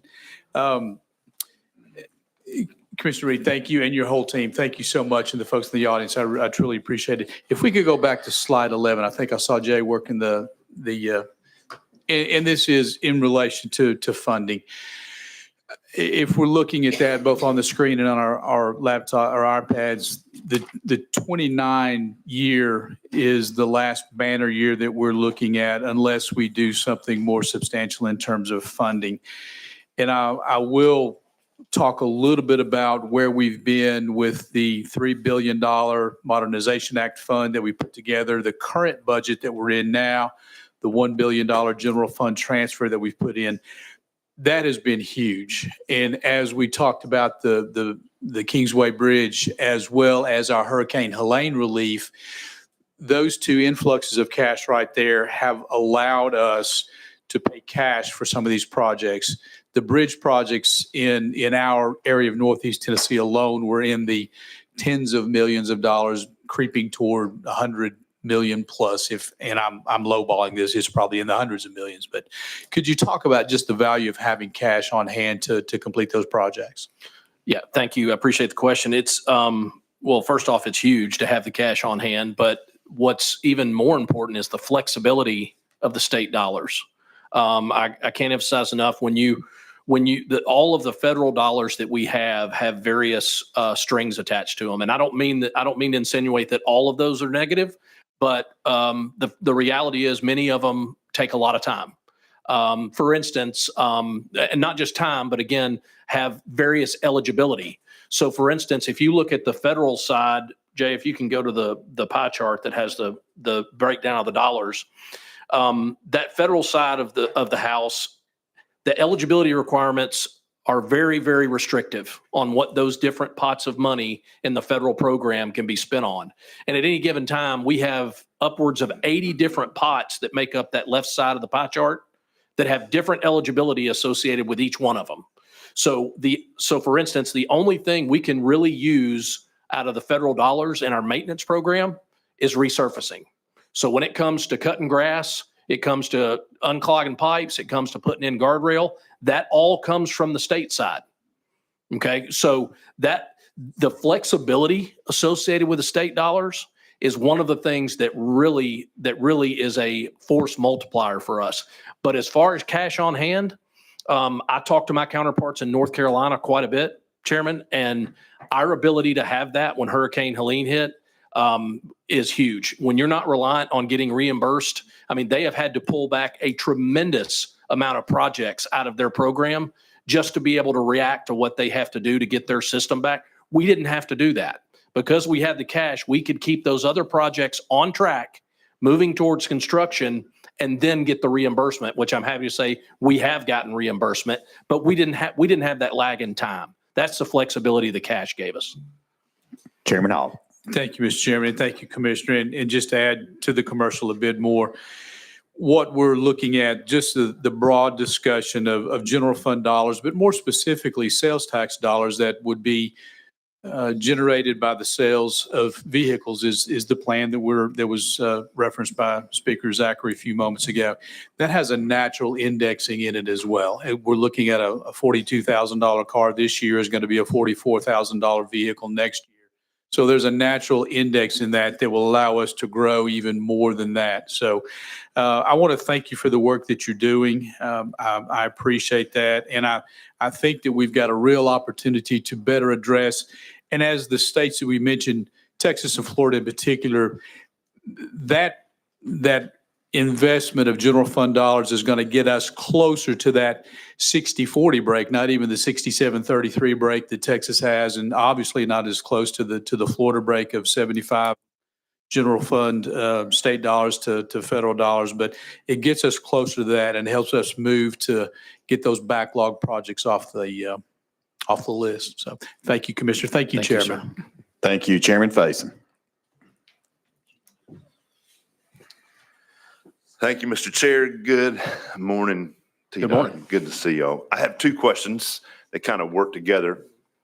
First question I have is that, Commissioner, we were there together when Secretary Sean Duffy came in, pledged quite a bit of money after the hurricane. We still have major issues on I-40 going through and some other areas. So my first question is, how are we receiving all the money from the federal government that they said they would give? And then number two, has this government shutdown or the Schumer shutdown, has it impacted the money that flows to us here in Tennessee? So the for answer, our highways. sorry. So the answer to the first question is yes. We've received, we still have some outstanding, what they call DAFs. They're just disaster forms that we have to fill out to get reimbursed. We have a few of those outstanding, but those are all in process. We have gotten the dollars that we have expended. As far as the shutdown, I have Natalie Kristoff here, who is our new CFO. She and I talk about this on a pretty regular basis. Right now, we are in good shape. Federal Highway is still an essential agency that they're paying our bills. But I would be less than candid if I didn't say that the longer this drags on, it gets more and more concerning for us because, as you saw the pie chart, it's 50-50. We're in a good position right now because of the fiscal responsibility of this state. Some of our counterparts can't necessarily say that, but we think hopefully we need something. If something doesn't change by the first of the year, that's when we're going to start getting really concerned. But we're planning for that. We're addressing that. We hope that it will get resolved soon. But right now, as we sit here today, we are in a good cash position because of the decisions that this state has made. Good. Chairman Faison? I'm done. Good. All right. Next on the list, Leader Lamberth. You're recognized. Thank you, Mr. Chairman. And obviously an issue that we've dealt with for years is how to properly support our airports, not just our big airports and international airports, but all of our local airports as well. And looking on the first page, there are a number of airport terminals and runways and everything that we have focused on. Specifically since 2022, there's been over $200 million appropriated for the Transportation Equity Fund, a good investment in my opinion. But what is the current state of our airports, both commercial and general aviation? So I'll let Preston speak to this, but before I do, I think in general terms, our general aviation airports and our airports in general are experiencing the same level of, I'll say, pressure on their facilities as we are on the surface transportation side. They use a lot of the same materials. They have a lot of the same challenges at the federal level as far as funding is concerned. So they are experiencing a lot of the pressure on their system that we are in the surface transportation world. Preston? Yeah. Preston Elliott, Deputy Commissioner. Leader Lambert, thank you for the question. As you're aware, we do take great pride in supporting our aviation system in the state of Tennessee. We have over 71 general aviation airports and 5 air carrier airports. And the needs are great. They do far exceed our availability of funding that we have that comes into the TEF funds, which has essentially been zeroed out. And as you noted about the contributions and commitment to that, I say this, in 2021, we conducted a statewide aviation plan looking at both general aviation as well as air carrier. Tremendous economic return on investment for sure in terms of commercial activities relative to tourism, business, freight, and so forth. And we also see that at the general aviation level. One thing I will tell you is that it is a little bit challenging for our partners in the sense that this is not reoccurring funding. And so the ability to plan for airport improvements is basically a year to year, even though that they do have a long-term capital improvement program. They're not necessarily assured what level of funding will be there. The 2021 plan for state of good repair, put that number at about 50 million for general aviation in terms of state of good repair. Much like on our highway side, in which we presented numerous times over the last couple of years, inflation is really had an impact not only on the roadway side, but also airports. And we're seeing that as well. So the state of good repair number that we're now seeing is roughly 75 million needed for the general aviation opposed to the 50. I think that you have seen both the commercial air carriers with their strategic plan. Their number is probably about 125 million annually. I hope I answered your question in terms of the needs that are out there.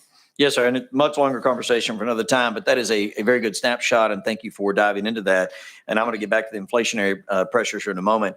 But obviously under the IIJA with some AIG related projects, there's $14.5 billion that was put out there for competitive grants. Where are we on those projects and kind of what's the status there? So I'll let Preston speak to grants too, but I will say that last year was when we got the grant for the Kings Crossing Bridge. That was the largest grant we had received in the history of the state, almost $400 million. We are going to be we have been and continue to be extremely competitive when it comes to pursuing those grants. We actually have an internal process where we have a go, no go process whenever a notice of funding opportunity comes out from the feds with regard to how we're going to pursue that.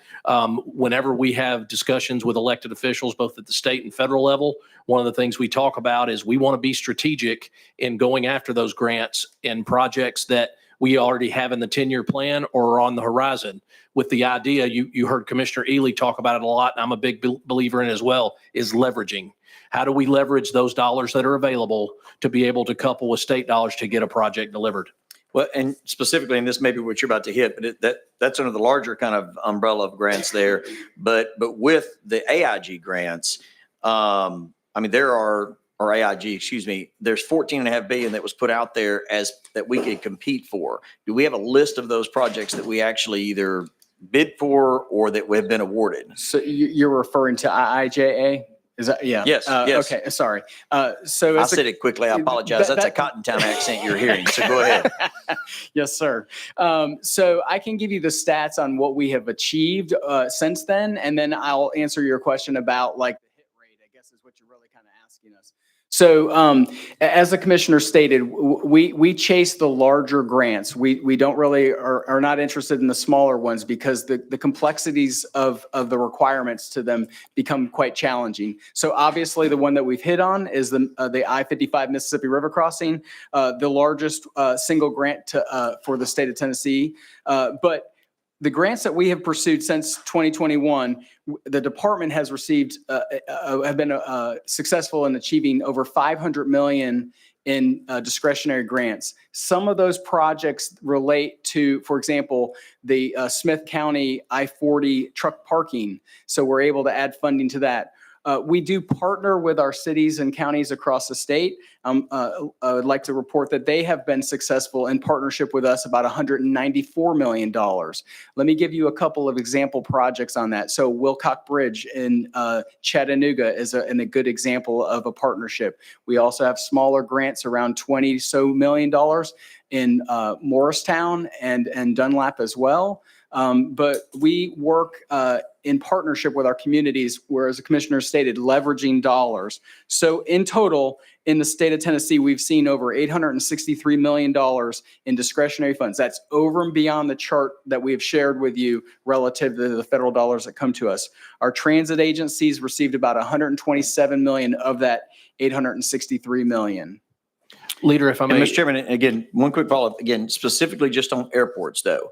Were those smaller grants that we didn't pursue then? Or, because I know part of that is specifically under AIG. So, okay, yeah, that's what, yes, sir. So the ones that And I I tried to gave, start with that. I apologize. I know Yeah, you're hitting some of the no. big grants and we appreciate those too. But Yeah. I want to focus just on airports if we can. now I understand your question. I apologize. Mistakes on my part. Go ahead. So I don't have that information on the hit rate and success rate on the airport ones there, but let me get back to you on that. Thank you. All right, next on the list will be Chairman Baum. Thank you, Chairman Hicks, and thank you all for being here. I've got a few questions about interstates, in particular, the Choice Lane project that is on I-24, goes through Rutherford County. I've heard that you've received a number of bids for the choice lanes, and I guess I wanted to start by asking how many bids you've received. So technically, well, first I'm going to ask Brian Ledford, our Director of Major Projects and P3 program, to come up and speak specifically, but we have not received bids yet. We have not taken bids yet. We have several developers that are qualified, and we're going through that procurement process as we speak. I'll let Brian speak more of that. That's correct. We shortlisted from 5 teams that responded to the request for qualifications, shortlisted down to 4 teams, which is a big number for this type of project. A lot of these projects struggle to get to the finish line with 2 bidders. And so we have 4 active teams. They're all very active in the pursuit of this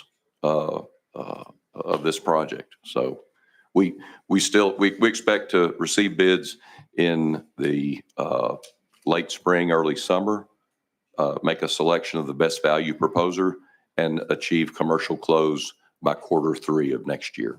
Okay, and of those 4 or 5 teams, are they fully domestic, or do they are they international or include international components?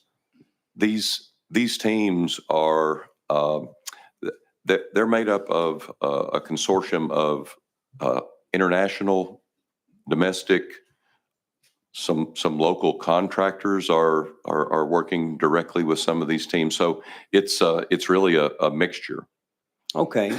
And then I think the last thing I want to ask has to do with when you're awarding these projects, how you use assessments of past projects in those awards. And I'll just kind of come up with a recent example, or an example that comes to mind.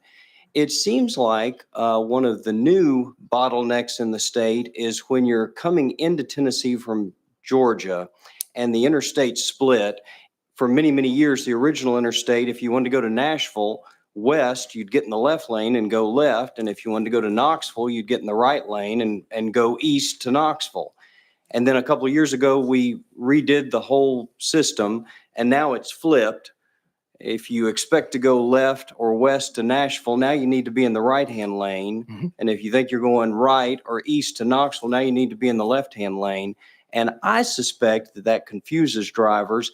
At any rate, it's now much more of a bottleneck than it was before, whatever the cause. And so I guess my question is, do you review projects like that after you've completed a project to see if they represent an improvement or if it actually represents a bigger bottleneck than it was before when you award new bids? So when you look at who engineered that? Yeah. So I'll speak to that. Actually, we reviewed that and we approved it. We approved it because there's a couple things to think about here. That was a design build job where we actually work with the contractor. They make a proposal, and something to remember about that particular project is it has another phase to go. Anytime you inject something different in front of the traveling public, you're going to have an acclimation period. I remember when we did our first diverging diamond in Alcoa, Tennessee, we had people in the department that said, I don't agree with this. It's never going to work.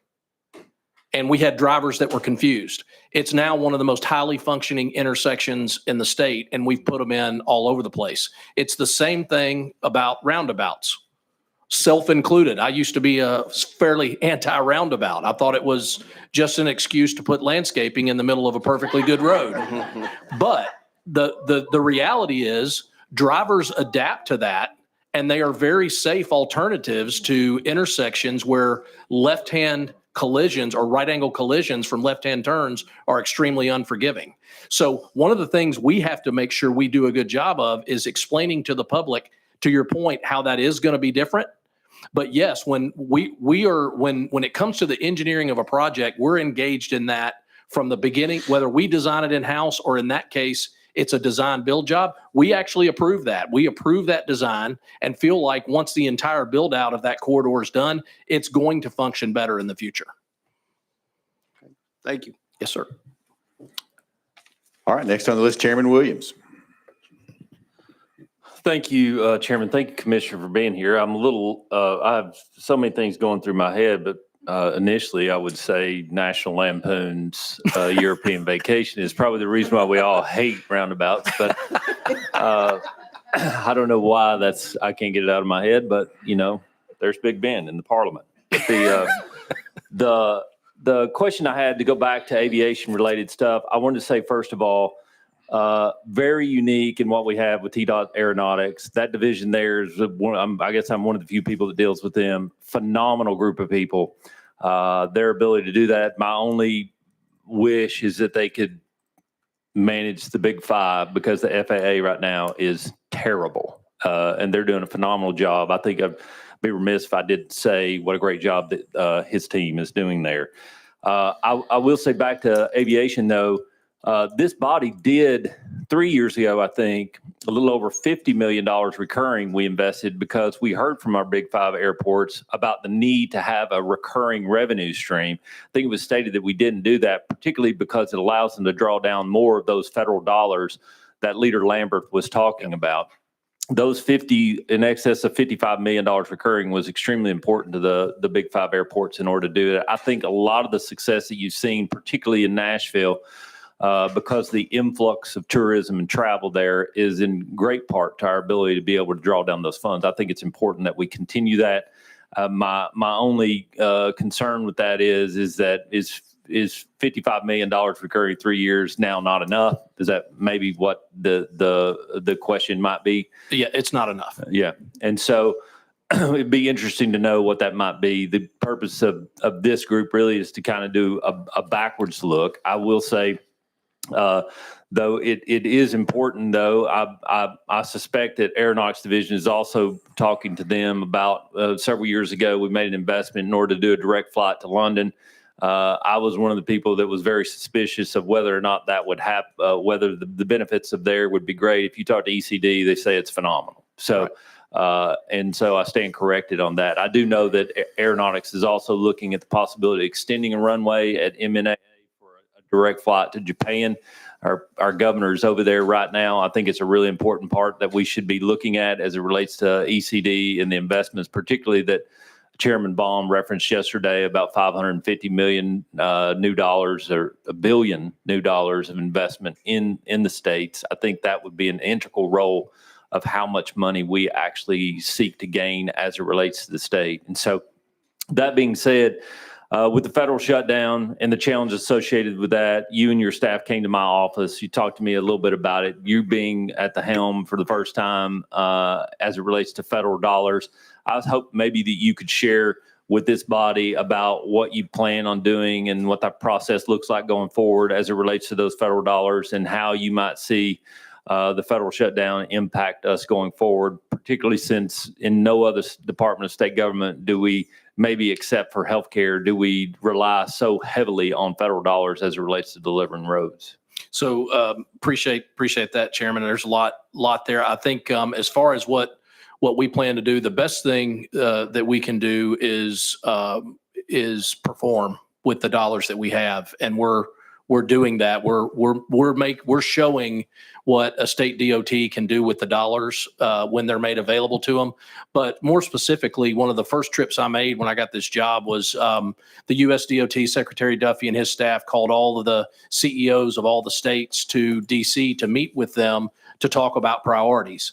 And what I can tell you is that we are going to be in that conversation because we feel like we have shown in Tennessee what strong fiscal management can do and what being good stewards of the transportation dollars can translate into if you have that flexibility. And one of the big things on our list I mentioned earlier is give more of that flexibility and the decision-making authority to the states. Look at streamlining the NEPA process. It's one of the long poles in the tent when it comes to being able to deliver these projects on time. And to your point, talking about on time, it is absolutely imperative and a key driver of economic success when it comes to investing in the transportation system, whether that's surface or aviation, as you alluded to. There are direct benefits from doing that. So we're going to be at the table through our AASHTO organization that we're a member of.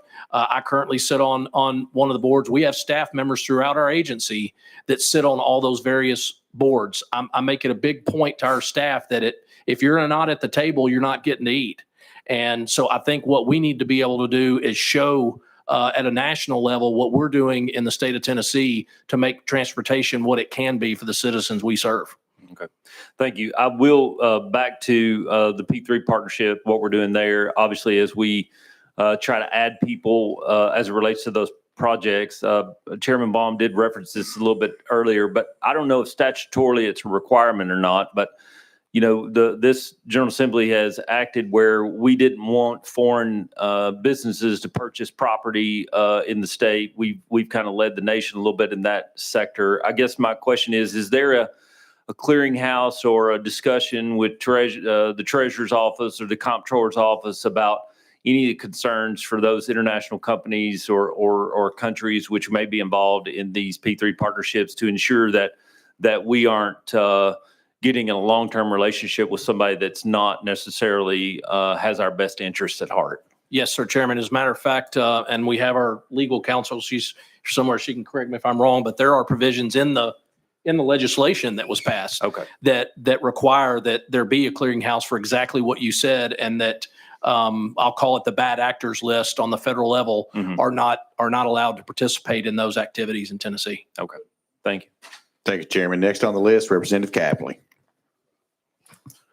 Thank you, Mr. Chairman. Commissioner, good morning. I've got a couple of things. To start out with, Sandy Hook Community, south end of Murray County. There's two ways into that community. On the, I guess, north end technically is a bridge. It's been closed since July that y'all are working on. And then you got the south end, which is Old 43 Lawrenceburg Highway, I believe is correct. Heard a lot of different things about that bridge being closed. The only way out essentially now in this community is up this pretty steep hill. When is that bridge going to be done?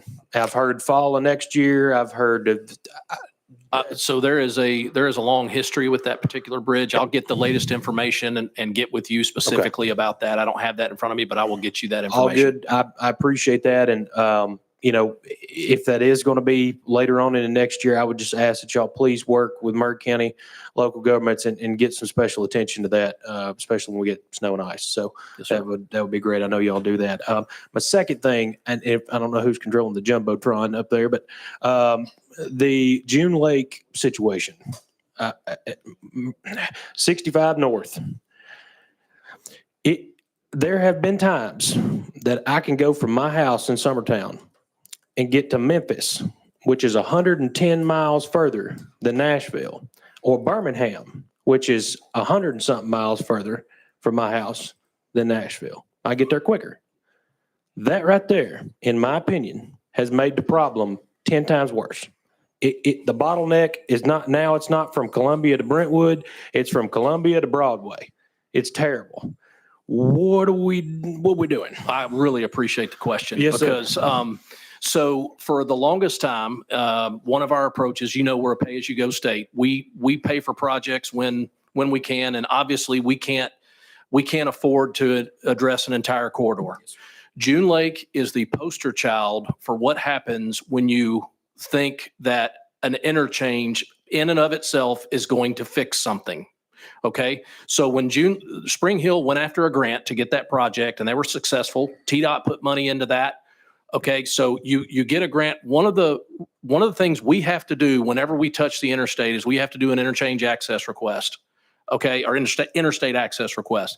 Part of that process requires you to look at parallel corridors. It requires you to look at the interstate system proper in and around that interchange, and you have to make commitments to funding the improvements, because remember, these interstates work as a system.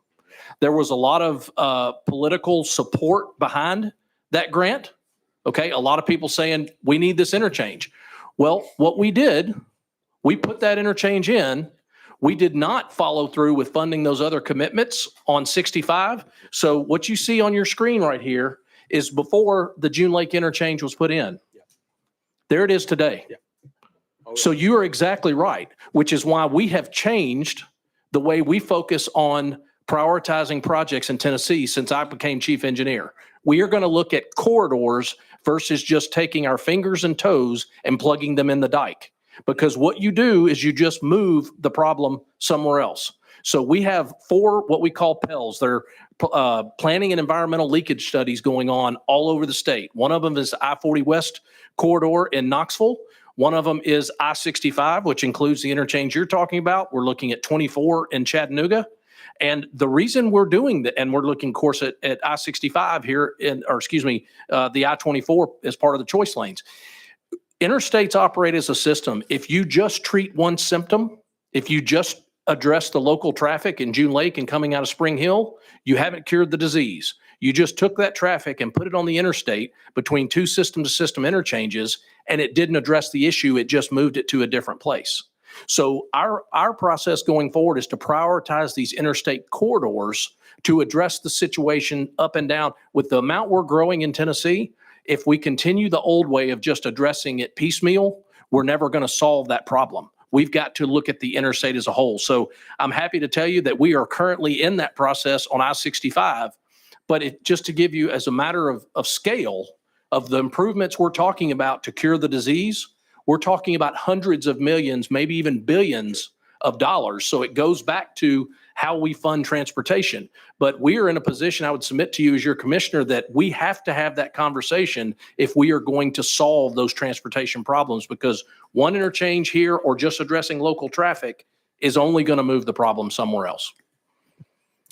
Thank you, Commissioner. That was an excellent explanation. I know now I can go back home and explain that to folks. That was great. Thank you. I appreciate that. Really, I do. I'm serious. Thank you, Mr. Chairman. Thank you, Commissioner. All right, thank you. And folks, we do have several people on the list, and we are going to get to you. I just want to make sure that I let everybody know we have entered into the lunch hour, and we do have to be back at 1:00.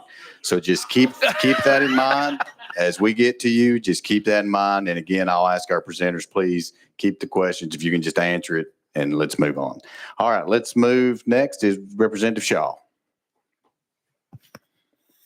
Thank you, Mr. Chairman. Thank you, Commissioner, for being here today, you and your staff. Maybe this is a little lighter note, and I'll try to be as brief as possible. When we talk about aviation, thank you for the Jackson-McKellar Airfield. I think what you folks done for us over there actually opened the gateway to the world, Jackson, Tennessee. And we're very appreciative of that. And I also want to thank you for all the projects. My district includes portions of Madison, Haywood, and Hardeman. And thank you for all the projects that you worked on in those areas.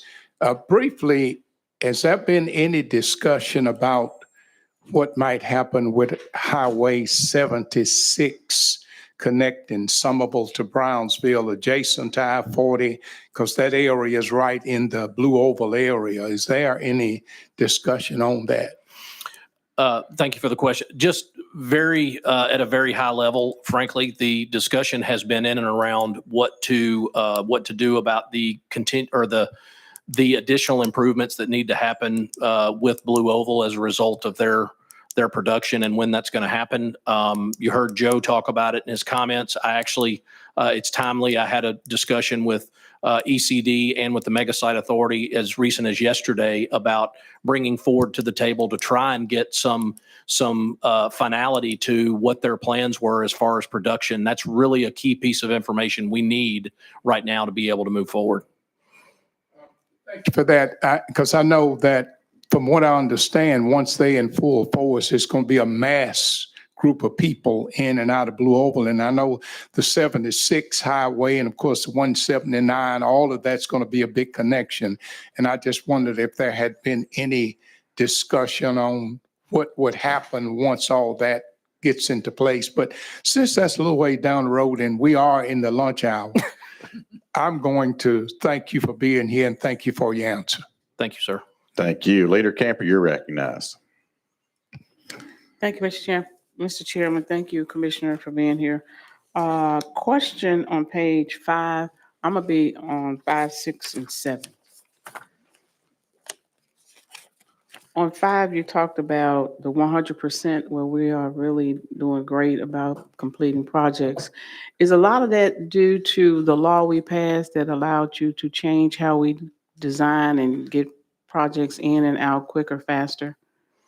I would say some of that is due to that, but largely it's a refocus on what our priorities are and the change in philosophy to fund all phases of a project versus just the preliminary engineering right away or construction.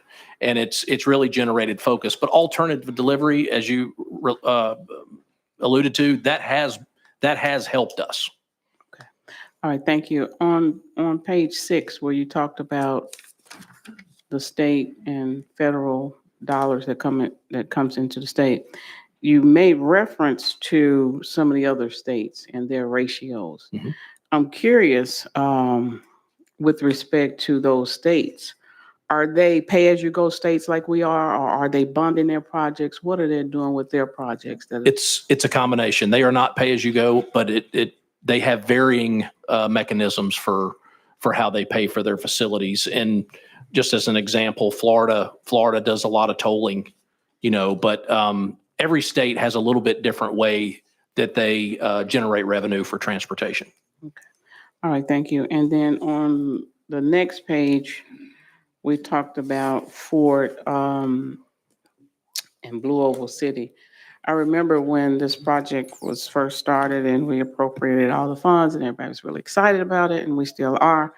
In 2019-ish, I think it was, you can correct me if I'm wrong, there were some improvements done to exit 42. Lanes were expanded and, life was good.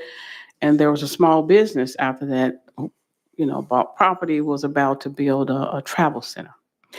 And with Blue Oval coming, we was expected to, if memory serves me correctly, create another exit 38 or 39, somewhere down there. And okay, everything fine, good. Then Ford reversed its position on some stuff, and then we ended back at 42 to create some additional lanes.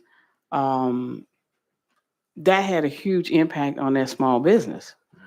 And they had invested an awful lot of money to do what it is that they were doing and was hung up with TDOT in terms of approval and all this, doing everything you all were asking them to do.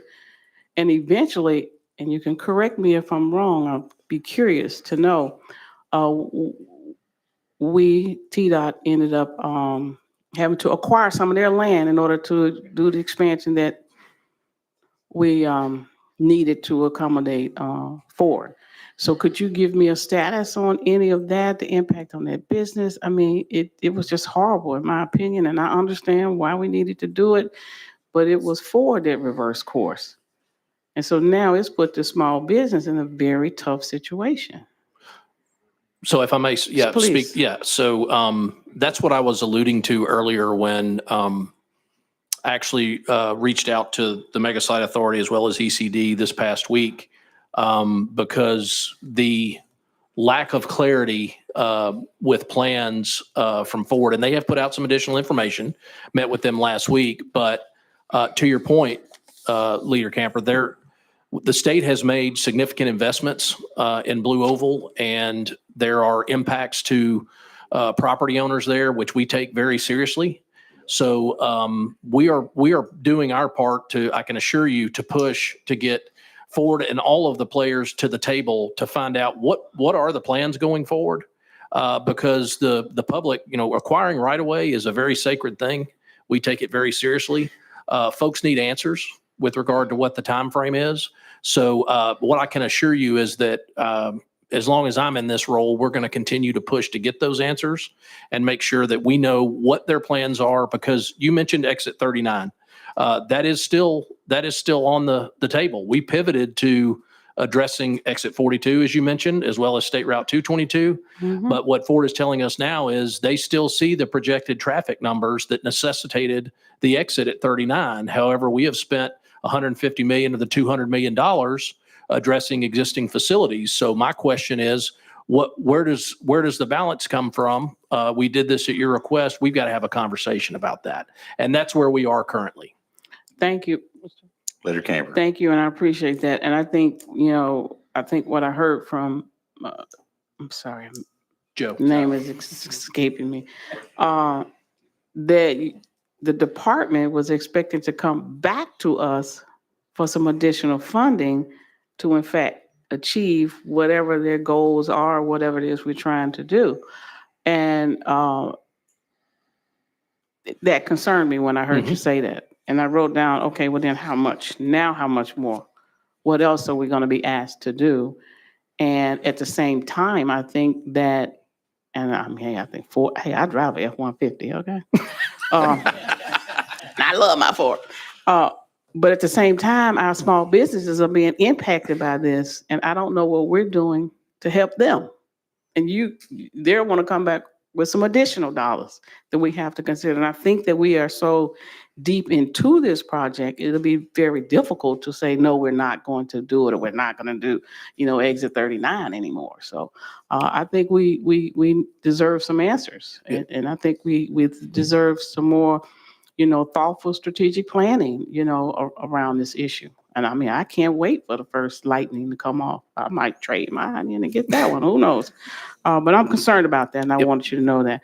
Thank you, Mr. Chairman, for allowing me to vent a little bit right there.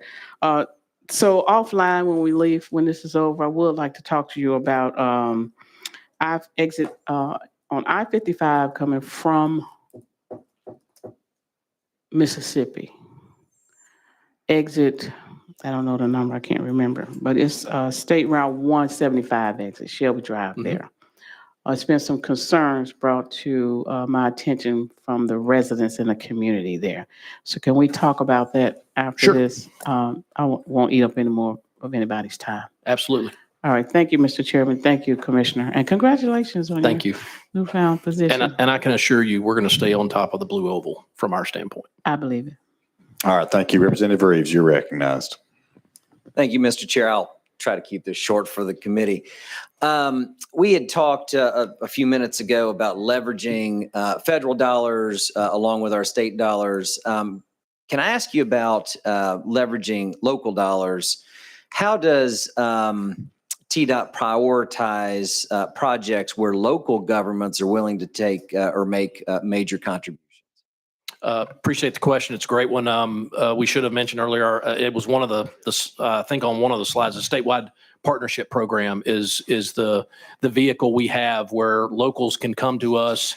And it's basically kind of like open enrollment, if you will, but they come to us with a given project where they can either, the obvious thing is putting up dollars towards it, but does it also help the state achieve its goals? Does it have connectivity to our system?